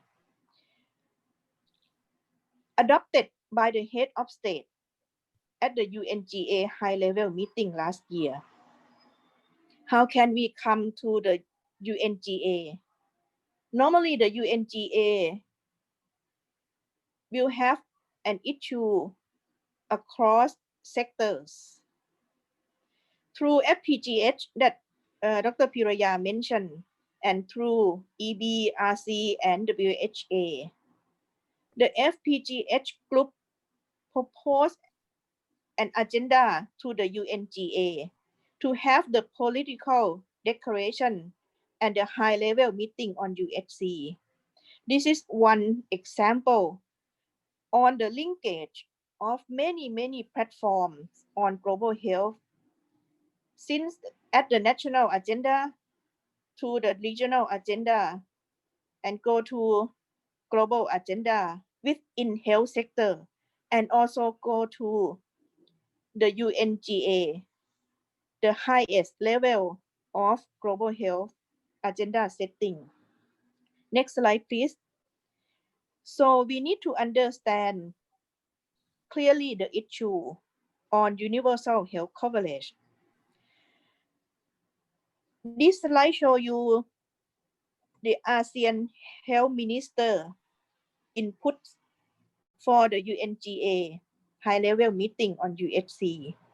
It was proposed during May to the UNGA that our ASEAN health ministers would like to highlight this issue. We have 18 paragraphs to strengthen the political declaration on UHC, to highlight many points to be indicated in the political declaration.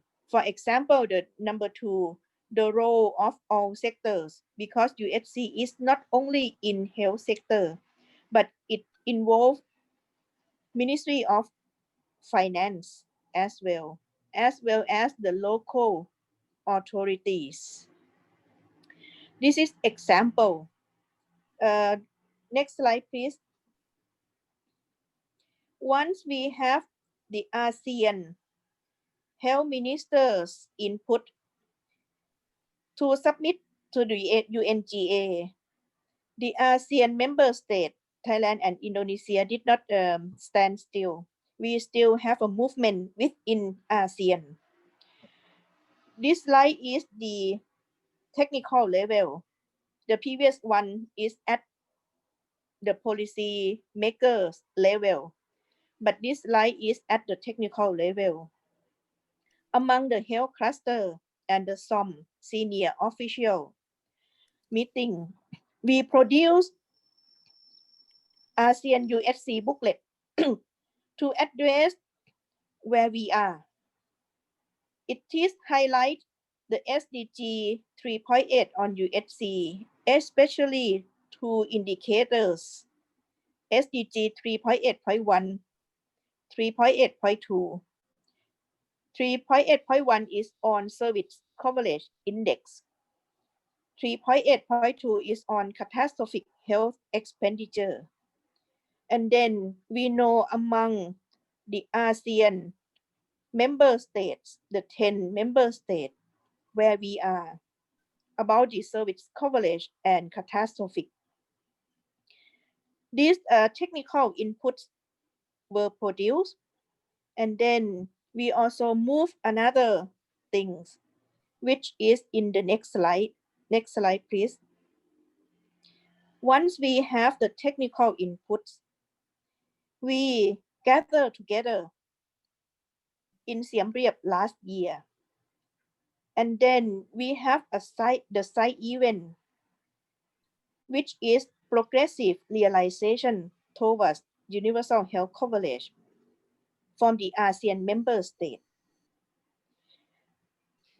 Many colleagues from ASEAN member states and also from Japan, from South Korea, from ASEAN Secretariat, and from the WHO gather together in Siem Reap for this side event. You can see many colleagues from Indonesia join the side event on the left-hand side of the biggest picture in this slide.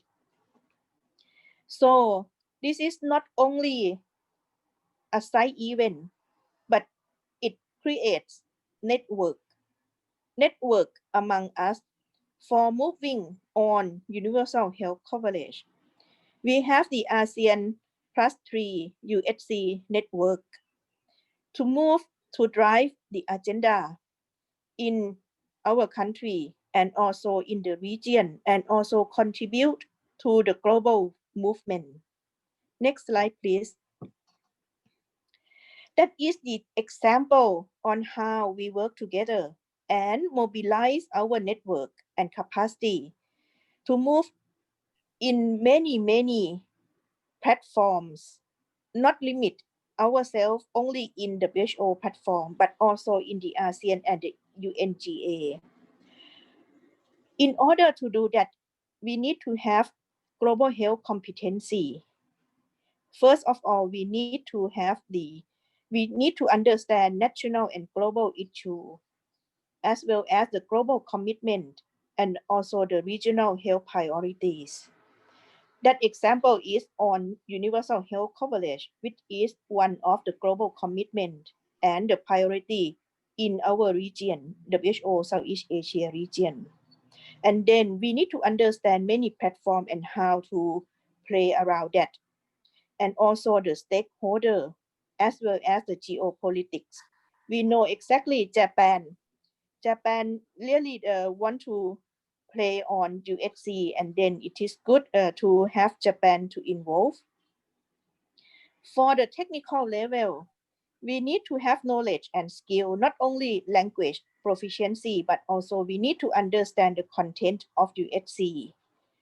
Apart from that, we need to have a good skill on sharing or negotiation, and also understand how agenda can be set in various platforms, and also competency to draft decision or resolution or inputs for our minister.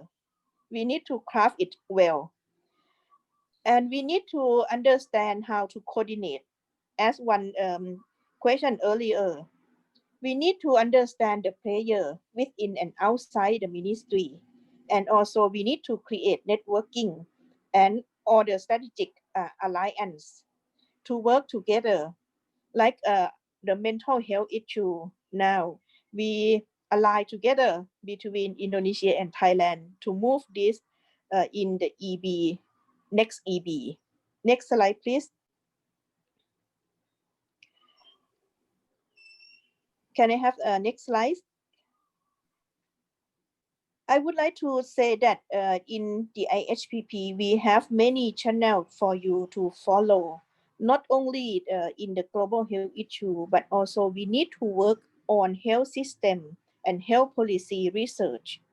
We need to drive the global health agenda based on evidence, not based on emotion.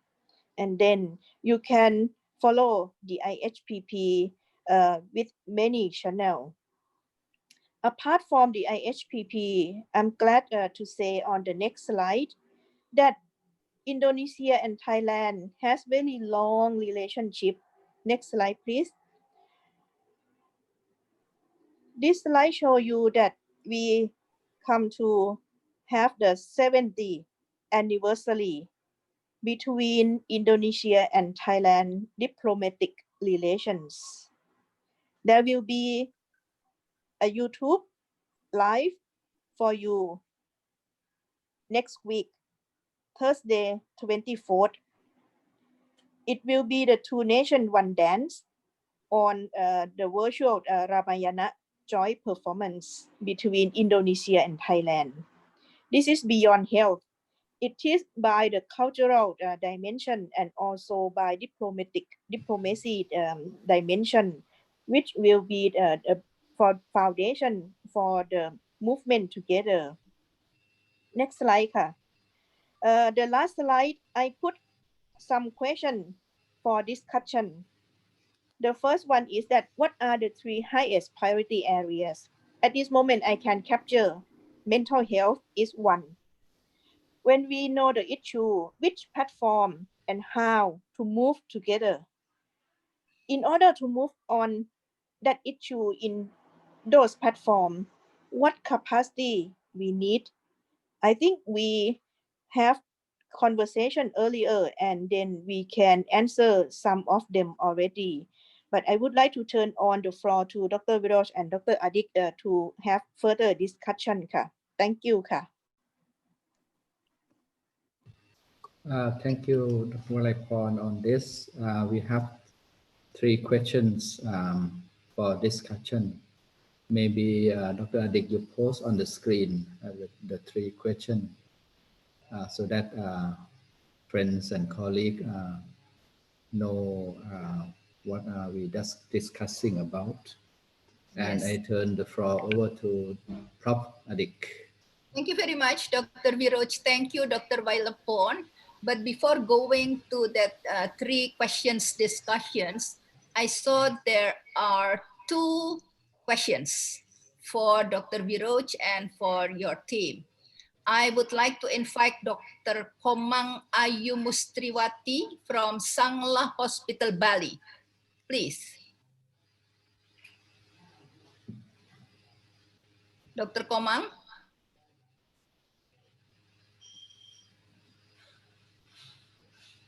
Hello, Bali. Okay, if there is, we can put it later after she or he responded. Hello? Yes, I'm here. Yeah, okay. Please, Dr. Komang. No, I'm a nurse actually. Can you hear me? Yeah. Okay. So I'm concerned of health insurance for the goal of total health coverage. So I'm thinking about for the pandemic era, this happened until today, and we don't know when will it finish. So how Dr. Viroj make a collaboration with the insurance bodies? They might be, or I don't know, they already support the total for the patient spending, especially while they have the COVID infection. Thank you. Thank you. Dr. Viroj, Dr. Vailapon. Thank you. Walaipon has been synthesizing the financing COVID-related service, both diagnostic, PPE, lab collection, RT-PCR, and treatment for both Thai and non-Thai. I invite Dr. Walaipon to make a response to Dr. Komang. Thank you. I see that is a good opportunity for working together. In Thailand, we have National Health Security Office who manage the fund. Once we notice about the COVID-19, which needs lots of labs capacity, the Ministry of Public Health expand lab capacity for RT-PCR, whereby the National Health Security Office manage the fund on how to pay the lab for testing.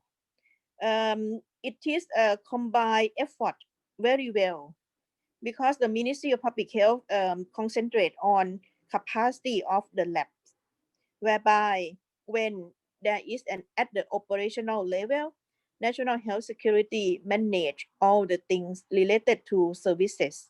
This is one example. Over to you.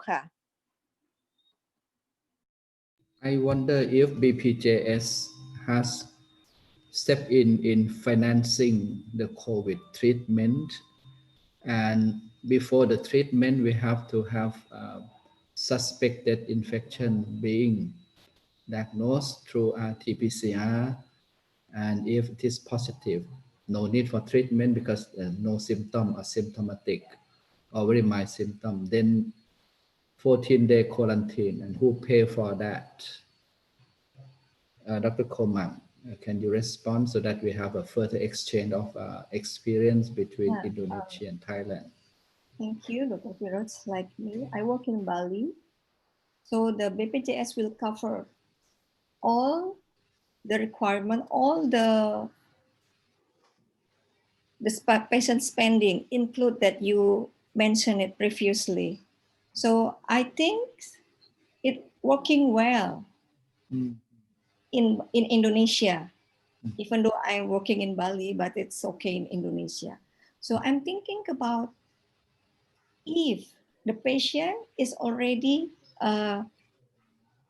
cured from COVID infection, but they still have the comorbid. How is it in Thailand? Do the insurance body still pay for the patient? The comorbid, for example, the lung. Infected is gone already. Yes, from the acute phase to convalescent phase. The world is looking at the long-term negative impact on those who were infected and survived, not die. Then their kidney function may deteriorate. I have reviewed quickly long-term consequences of clinical consequence of those who are affected by COVID and survive from COVID. There will be kidney damage, liver damage, lung damage. Then it will be treated and covered. Very fortunately, we have less than 4,000 infected. Unlike US, they have 3 million, now 6 million. Therefore, its long-term health consequences, and US has no USC, 30 million are still uninsured. These people are like dogs. No one want to treat them because first they have to pay by themselves or they cannot pay, etc. It's good that BPJS cover the whole Indonesian citizen. I appreciate a lot of BPJS in Indonesia. Yeah. Thank yes, you. Dr. Viroj, Dr. Walaipon, Dr. Piraya, time also who is going to be our obstacle, but there is one more important question from the floor. Mr. Ferdinand Tarigan, please, and he comes from the Bureau of International Cooperation. Please, Dr. Pak Ferdi.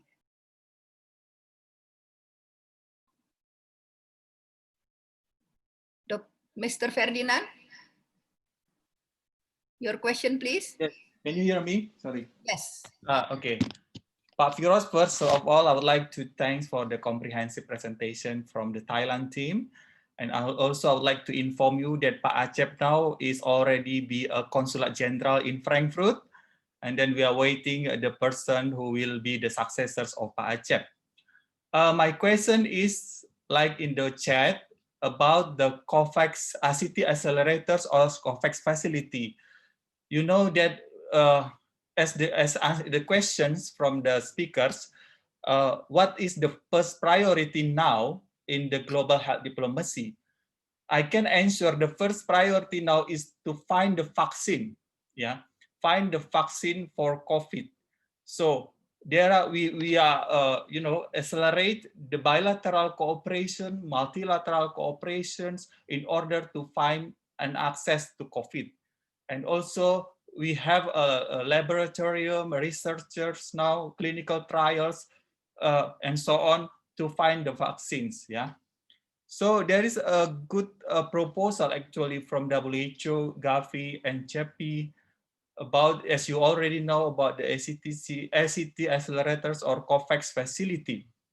That as I heard, US is not involved in this mechanism. Yeah. So I just want to know about your opinion, whether it is it the modality has good enough for all, yeah, the initiative good enough for all, as we know that, yeah, we have a different platform of vaccines, because the research based on many, many researchers that could be from China, Covax, in China, Sinopharm, Moderna, it could be in UK, something like that, and it could be go into these mechanisms. There will be a very different price of the vaccines, and then get incentive also by the Gavi. I cannot envision yet how it could be proceed, these mechanisms. So I just would like to ask your opinion. Is it the answer for all that we are waiting for?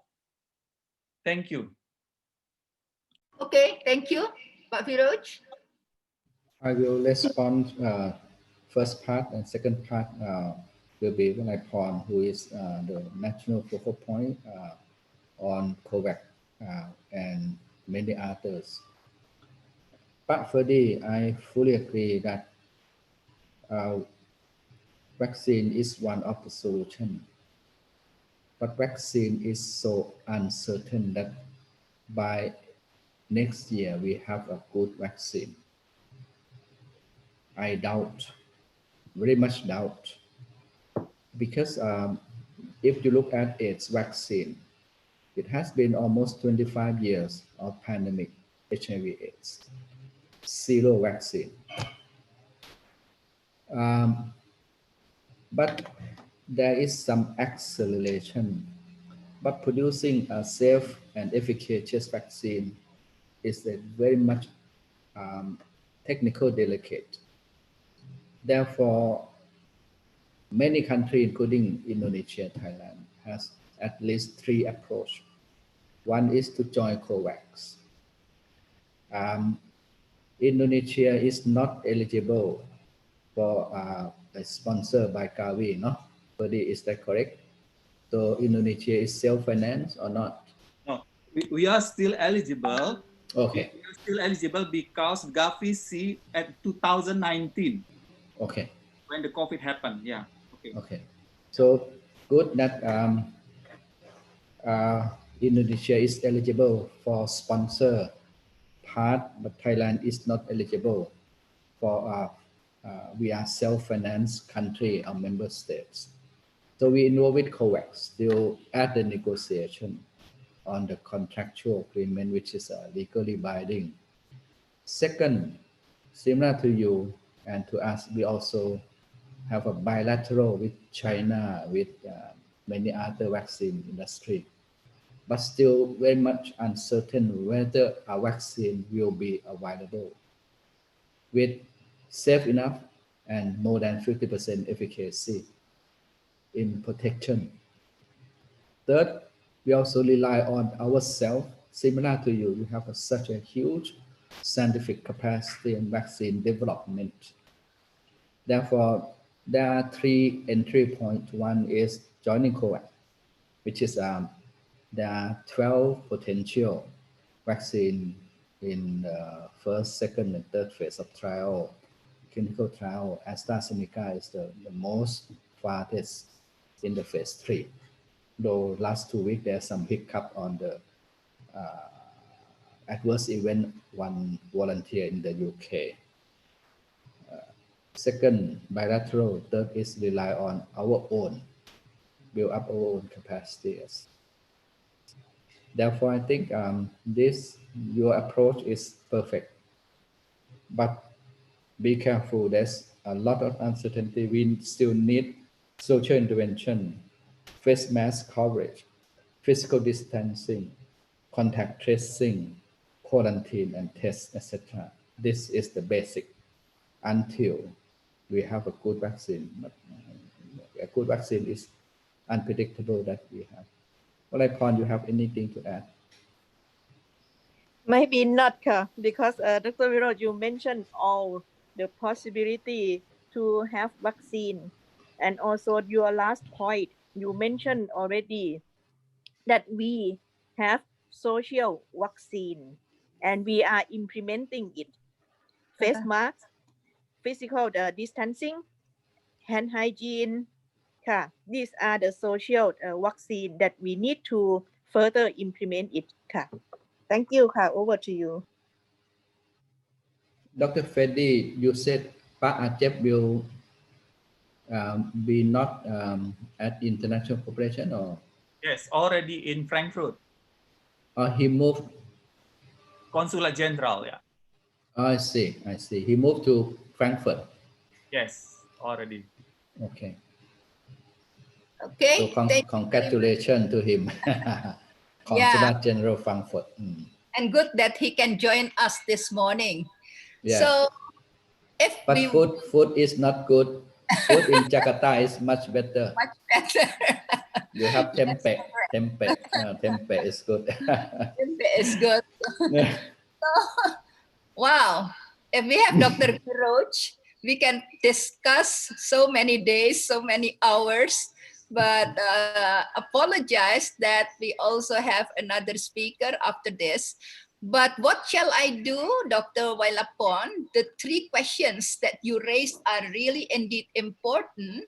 And we will bring that to the after lunch session, because after lunch session, we will have this kind of so-called case study. And we will use your 3 questions as the simulation or stimulator for the case studies. And you are all invited also for the case study session, but it is going to be after lunch.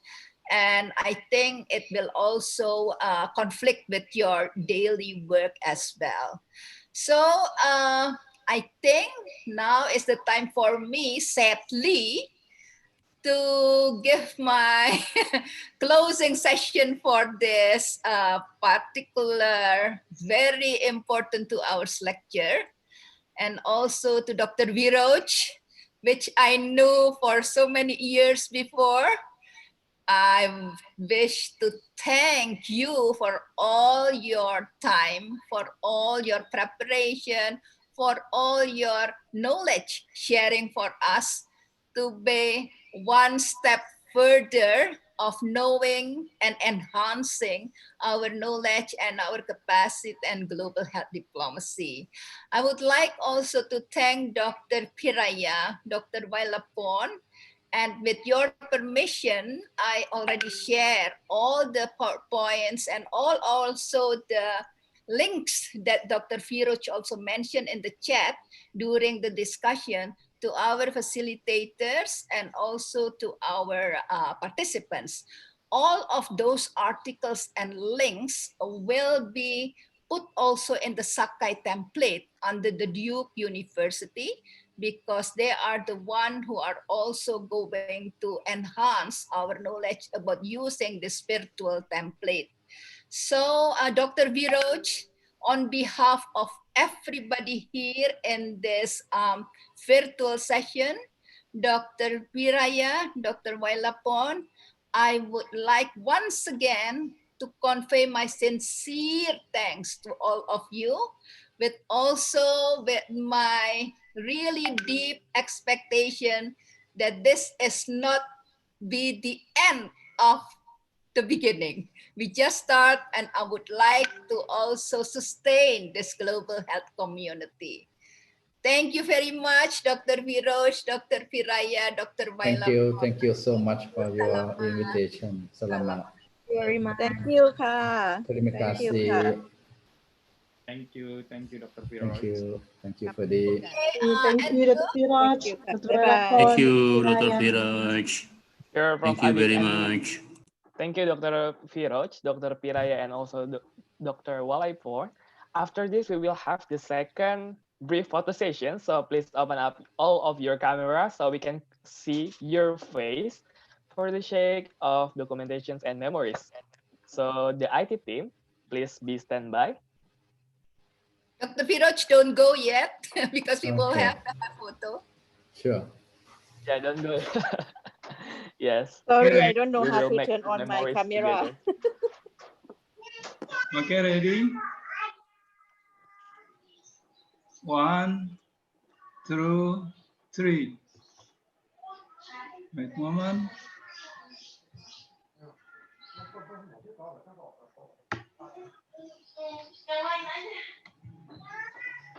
Keep smiling, everyone.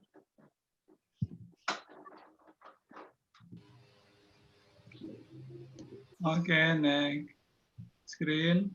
Yes, keep smiling, everyone. So 1, we'll get your 2, smile on the picture. okay. Okay.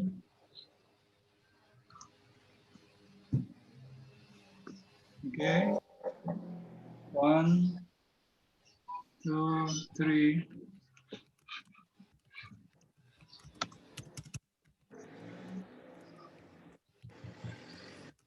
Okay, 1, 2, 3. Okay, thank you. Sure, thank you, Pak Edi. Back to you, Professor Adik. Thank you, Dr. Viroj, Dr. Walapon, Dr. Piraya. You may wish to stay to hear about the global health diplomacy and the Indonesia perspective. This is going to be given by our acting director of BIC, Dr. Preti Multihartina. So as to comprehend your story about global health diplomacy fundamentals, but this is very much on the Indonesia perspective. So I really appreciate if you can stay for another 1 hour before we come to the lunch break session. Dr. Priti Multihartina di Sasono PhD will be our next speaker. And thank you very much, Ibu, for availing your time also. She is first degree is from the Department of Biology, Bandung Institute of Technology in 1987. And then her PhD came from the Department of Biology in University of Leeds, United Kingdom. That is about the Toxoplasmosis gondii. And then postdoctoral is from Office of Vaccine Research and Review, Center for Biologic Evaluation and Research, US FDA. Professional experiences, she has been research scientist for many researches. And also once she is the head of administration chairs and protocol, General Bureau Secretary, Ministry of Health, Director of Center for Biomedical and Basic Technology of Health Research and Development, National Institute for Health Research and Development, Ministry of Health. Present position, she is the Director of Center for Analysis of Health Determinants, starting from 2018, and now as Acting Director of Foreign Cooperation Bureau, while they don't have the successor of Pak Acep yet. Symposiums, conference, workshop, courses, I will not read it because it goes to, I think, 3 pages up to 54 items. And she is also the president of the Indonesian Biorisk Association, as member of Asia Pacific Biosafety Association. So this is very much related actually what we need in the COVID-19 era. Yes, Ibu Preti, and I see that Dr. Viroj is still here, so it's very good that you can give us your insights about what is global health diplomacy in the Indonesia perspectives. The floor is yours, Dr. Preti. Thank you very much, Professor Adik, for the introduction. So without further ado, I would like to start about the Pak Ferdi. Would you please help me to upload the screen for the presentations? Okay. So what I would like to present is about the global health diplomacy from the perspective of Indonesia. Slide please. So Bapak dan Ibu, the era of globalization indirectly affected on the increasing global health issues as the diplomacy discussion agenda among countries. changes in the compositions of global politics and shifting trends issues, which was previously focused on traditional issues such as international security, territorial sovereignty, and the arms race, then become a focus on non-traditional issues such as human rights, the environment, and including global health. Further, the increase of global mobility that easy people to move from one to other places allows the occurrence of a global pandemic, which requires global health cooperation as well as political support and diplomacy between countries as the solutions.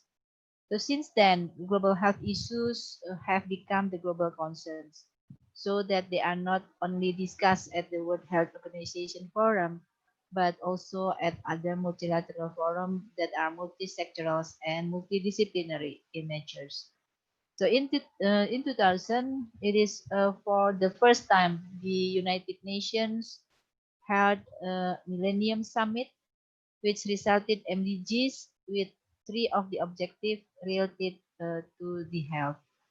Since then, health issues have developed and become high-level global political concern. This is the background of the introduction of the Foreign Policy and Global Health Initiative, which was formed in 2007, namely upon the initiative of the Ministers of Foreign Affairs of seven countries. The initiative, namely Indonesia, South Africa, Brazil, France, Norway, Thailand, and Senegal, to synergize foreign policy and global health. The Foreign Policy and Global Health Initiative has further encouraged increased health diplomacy by the Ministry of Health and increased awareness of the importance of the Ministry of Health for better managing international cooperation. Responding to this development, the Ministry of Health established Echelon 2 unit of the Center for International Cooperation through the Ministry of Health Regulation in 2010. In its development, the Center for International Cooperation is given greater authority in coordinating health diplomacy by changing its organizational structures to become a Bureau of International Cooperation based on Ministry of Health Regulation in 2015. Slide, please. Slide, please.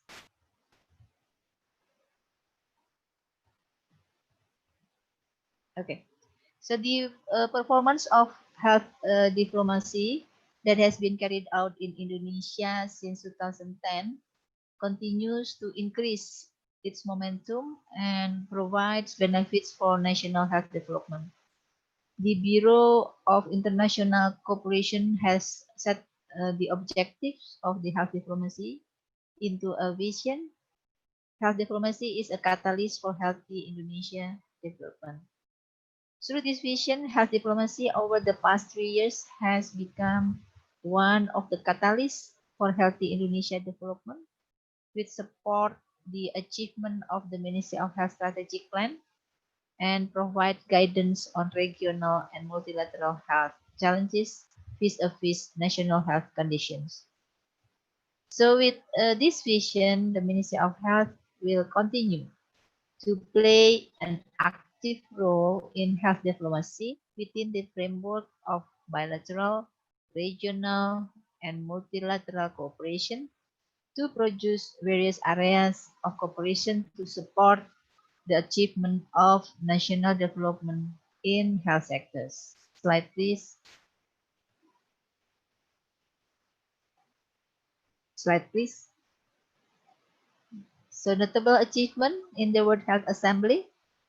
So at the 64th World Health Assembly's session in WHO, the meeting, the Assembly adopted resolution number 64.5 regarding the PIP framework proposed by Indonesia.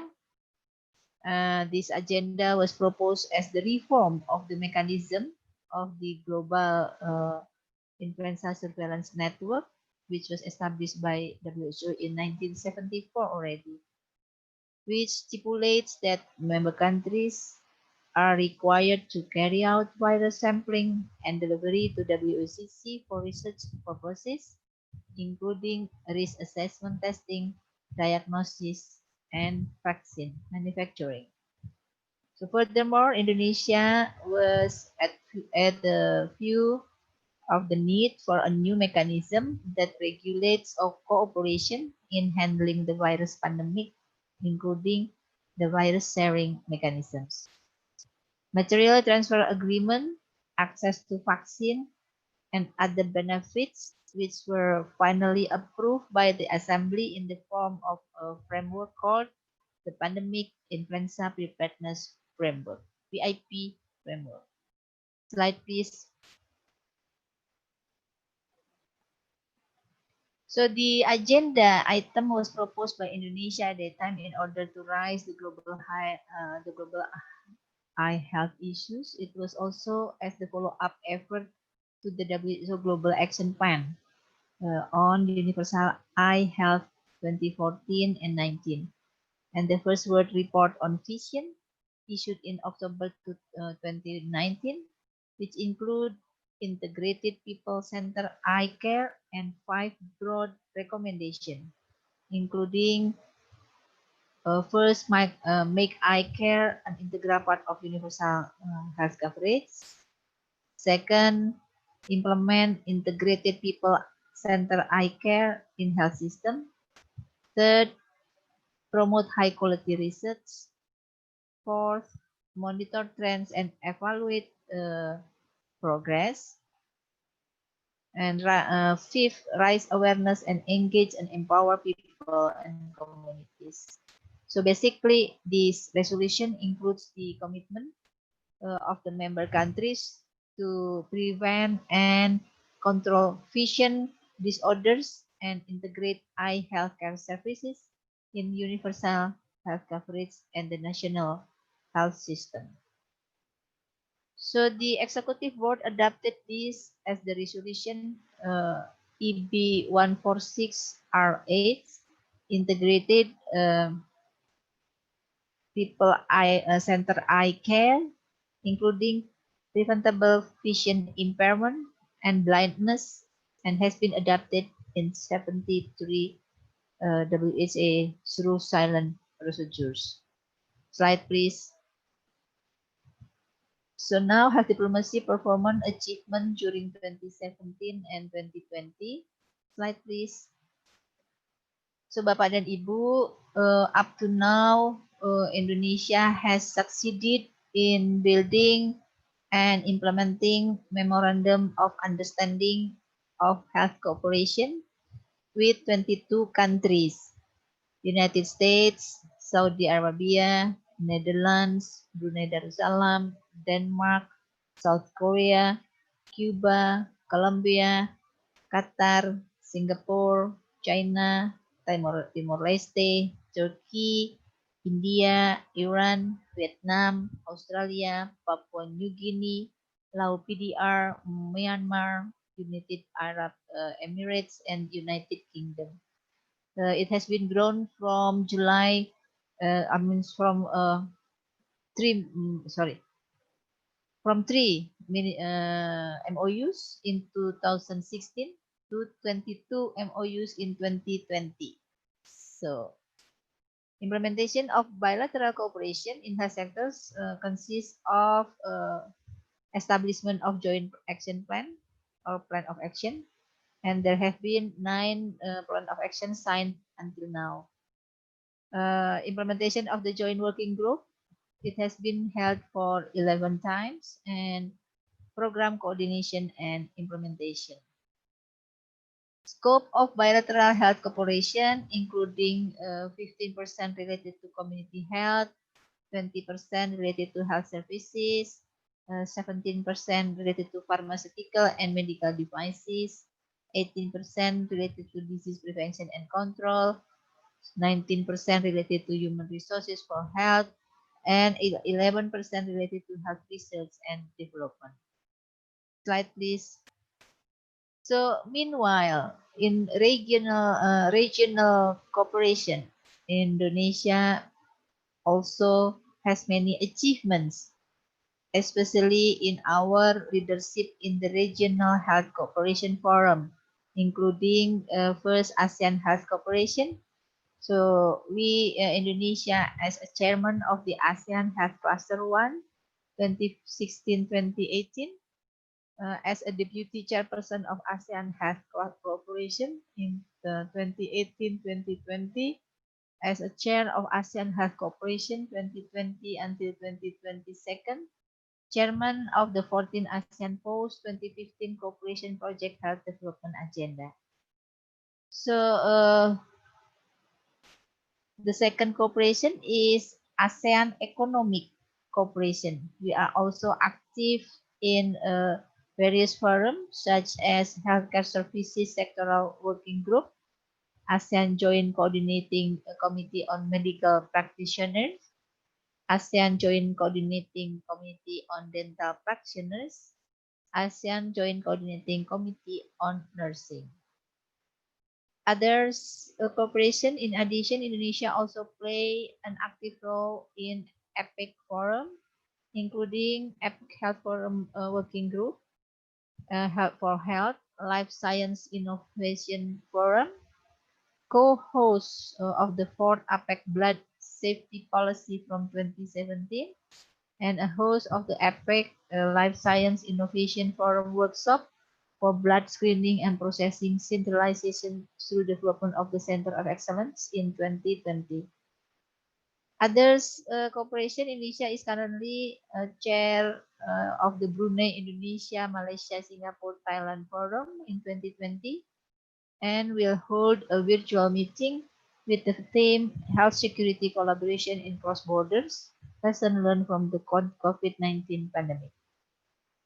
Lastly, Indonesia also served as a chair of the Asia Pacific Regional Forum on Health and Environment for 2020 until 2024. Next slide, please. Indonesia also shows its role through leadership and membership in the multilateral forum, includes a member of the UNAIDS Coordinating Board from a program from 2017 to 2019, member of the WHO Executive Board 2018-2021, and member of 2019 to 2022 WHO Planning, Budget, and Administration Committee. So Indonesia also member of the Steering Group Global Health Security Agenda GSSA 2019-2024. Indonesia also chairman of the Foreign Policy and Global Health in 2020.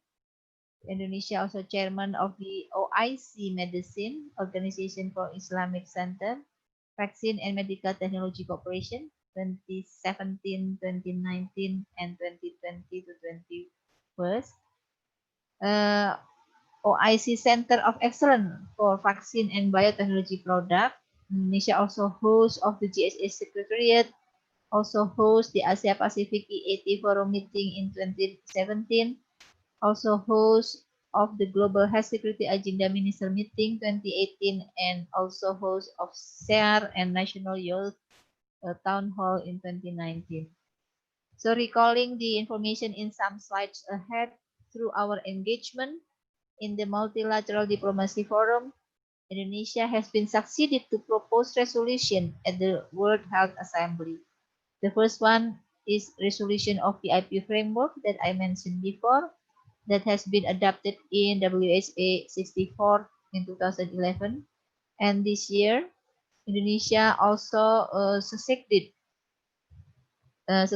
in proposing a resolution at the World Health Assembly regarding integrated people-centered eye care, including preventable vision impairment and blindness, and consequently consensually approved by the 146 Executive Board session and will be adopted in the coming WHA. Slide, please.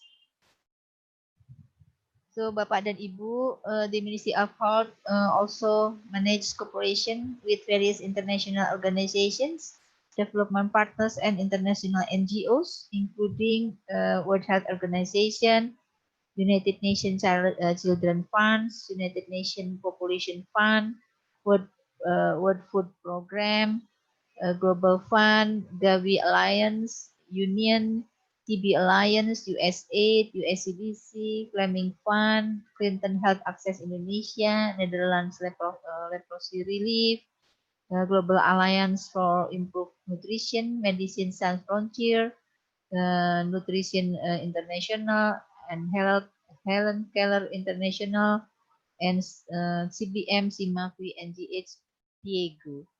Slide please.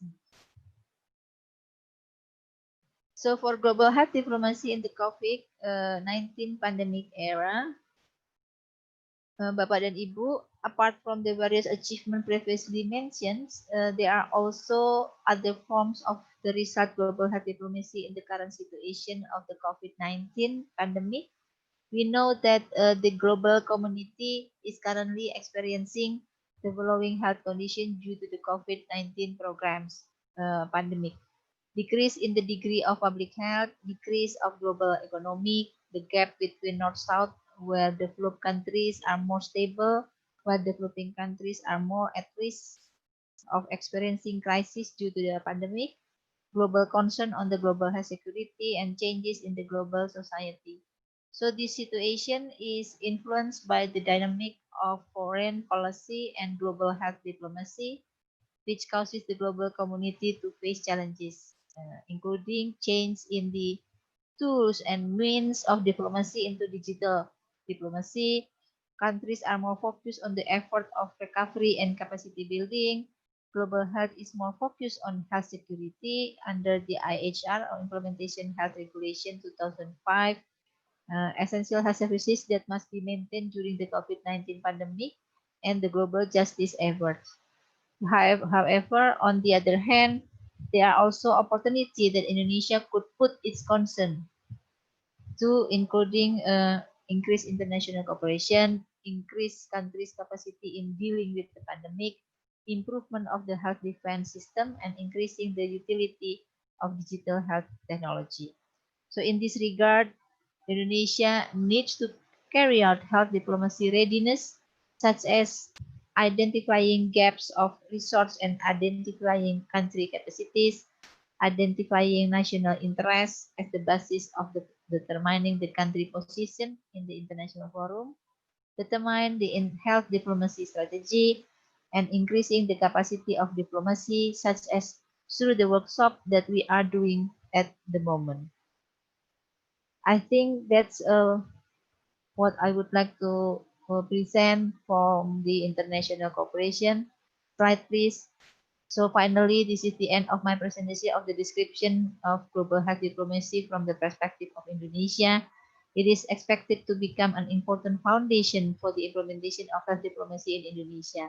I hope that other speakers also could provide more comprehensive materials and information to complete this presentation.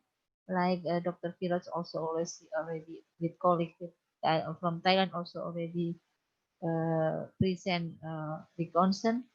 And I also hope that this workshop can help participants see and take advantage of the opportunity for the global health diplomacy in the future for the benefit for all Indonesian people and the entire community. Thank you very much. Back to Prof. Adik. Yeah.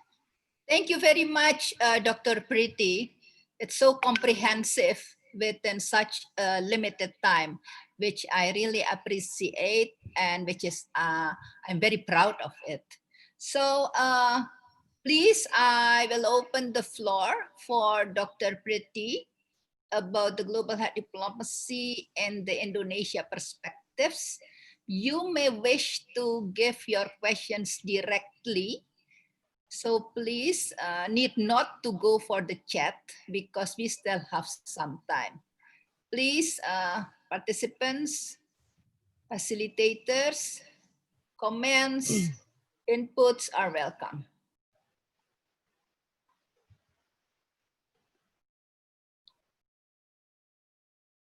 While waiting, Dr. Pretty, I have a question on your presentation. When you mention about Indonesia succeeded in building so many regional, global collaborations, my question is to you, what makes it successful for our country?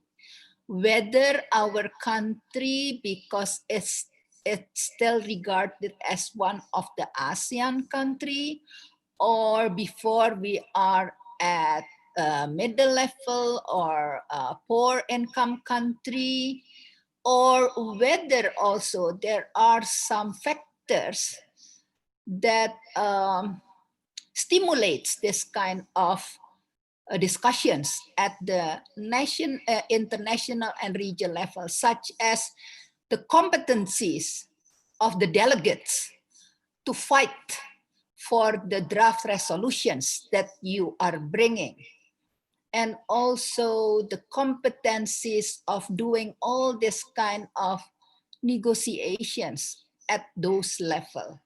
Please, Dr. Prati, we want to know about that. Thank you, Prof. Adik. I think there is no first, second, or third for this one. So everything's in the same positions. So the competencies is also important, either for individual to have the capacity to diplomacy, but also the what is called the issue itself. And the important thing that I think all of the country also the community is the first issue to make it health. So those then we can what is called discuss or negotiate. Actually, every country have specific what is called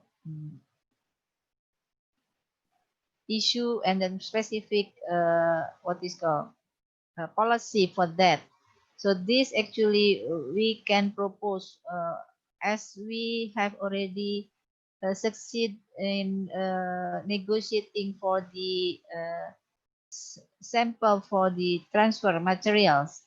I think make everybody also understand and aware, because for a developed country has already practicing for that, how to have the agreement if there is material transfer between country. So at that time we propose, actually we have the same benefit for that one. So those actually combine either also the competency, because English is not our mother language. So this also I think important, how we can have the ability to speak in English in diplomacy situation, because this will be different what is called acceptance for others who have uh, English as the mother tongue. So this make I think kind of the arts of the how to we can give the diplomacy. Yeah, I hope this. Yeah, Dr. Preti, thank you. But your answer gave me an idea for the next session after lunch break, where we will have what we call so-called case study. And Dr. Viroj already, or Dr. Wailapon already mentioned 3 questions that can be brought to the discussions. And I feel with your answer, the content, the substance that can be brought as a priority. For example, like already mentioned by Pak Ferdi, which is very much on COVID. But Pak Ferdi also goes more in depth on the vaccine. On the other hand, as our template for this training, we wish also to enhance the soft skills. So the soft skills, like you say, it's also very important, the balance about negotiation, the balance of the diplomacy, with the content itself. Thank you very much, Bu Preti, for this kind of insights. And I feel more comfortable, more convinced about how to do the case study later. Thank you, Bu Preti. Thank you, Prof. Any other questions from the floor?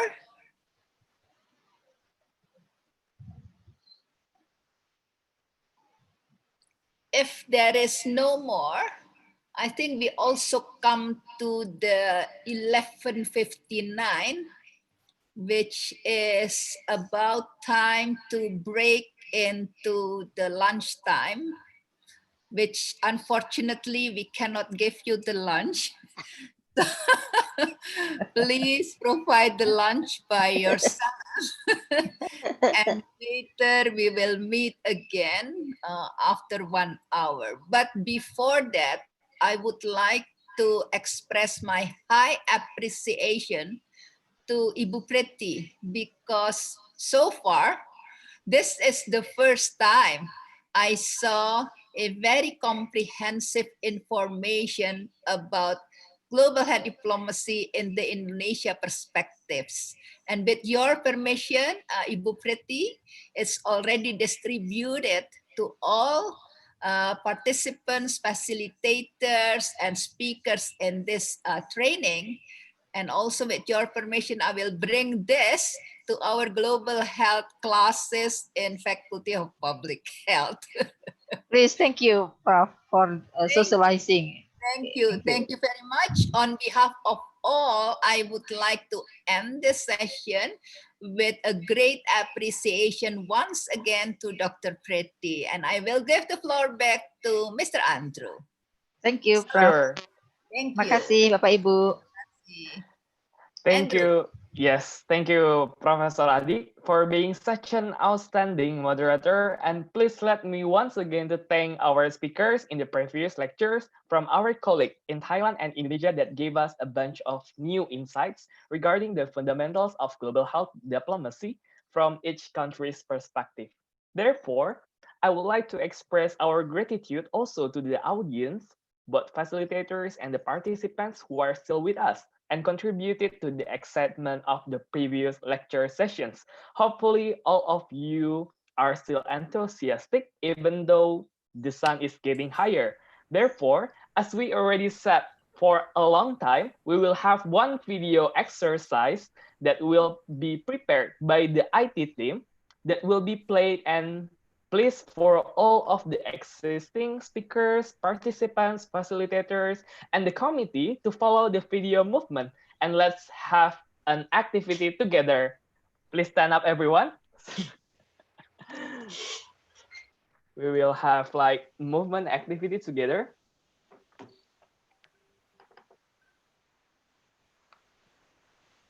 Okay.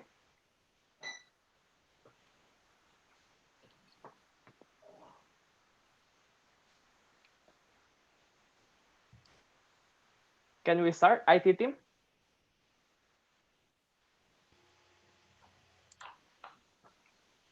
Maybe we can have also the sound for the sharing videos.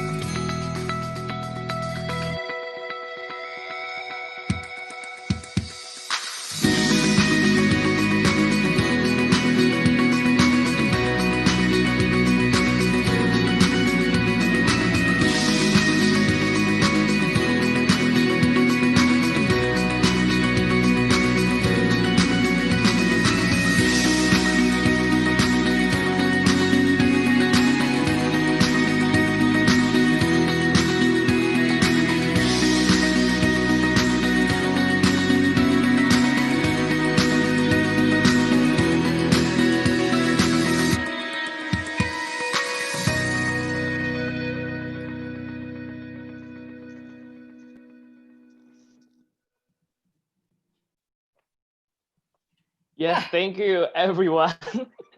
It was like a great exercise. So that exercise has marked the end of the first sessions today. And after this, we will have the break for lunch for approximately 1 hour. So we can start again at 1 p.m. And before we start the second sessions, which to introduce each of the facilitators, participants, and do some focus group discussion on the case study 1. Please have a good break and lunch. But before that, if the participants or the facilitators has any questions, we will open it to the floor. Do you have any questions to the committee maybe? You can turn on the microphone if you have any questions before we start the lunch break.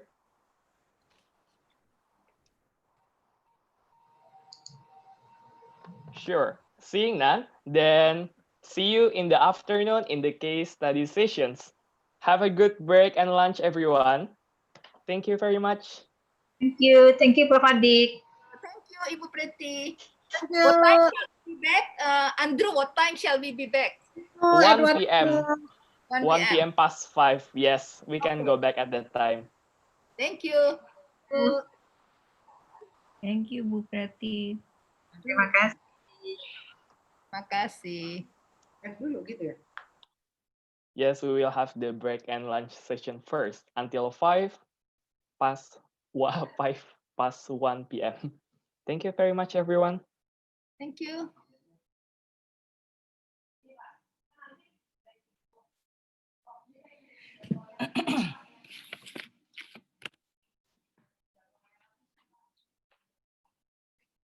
Lagi dibeliin makanan ya, jangan pulang dulu. Kira-kira.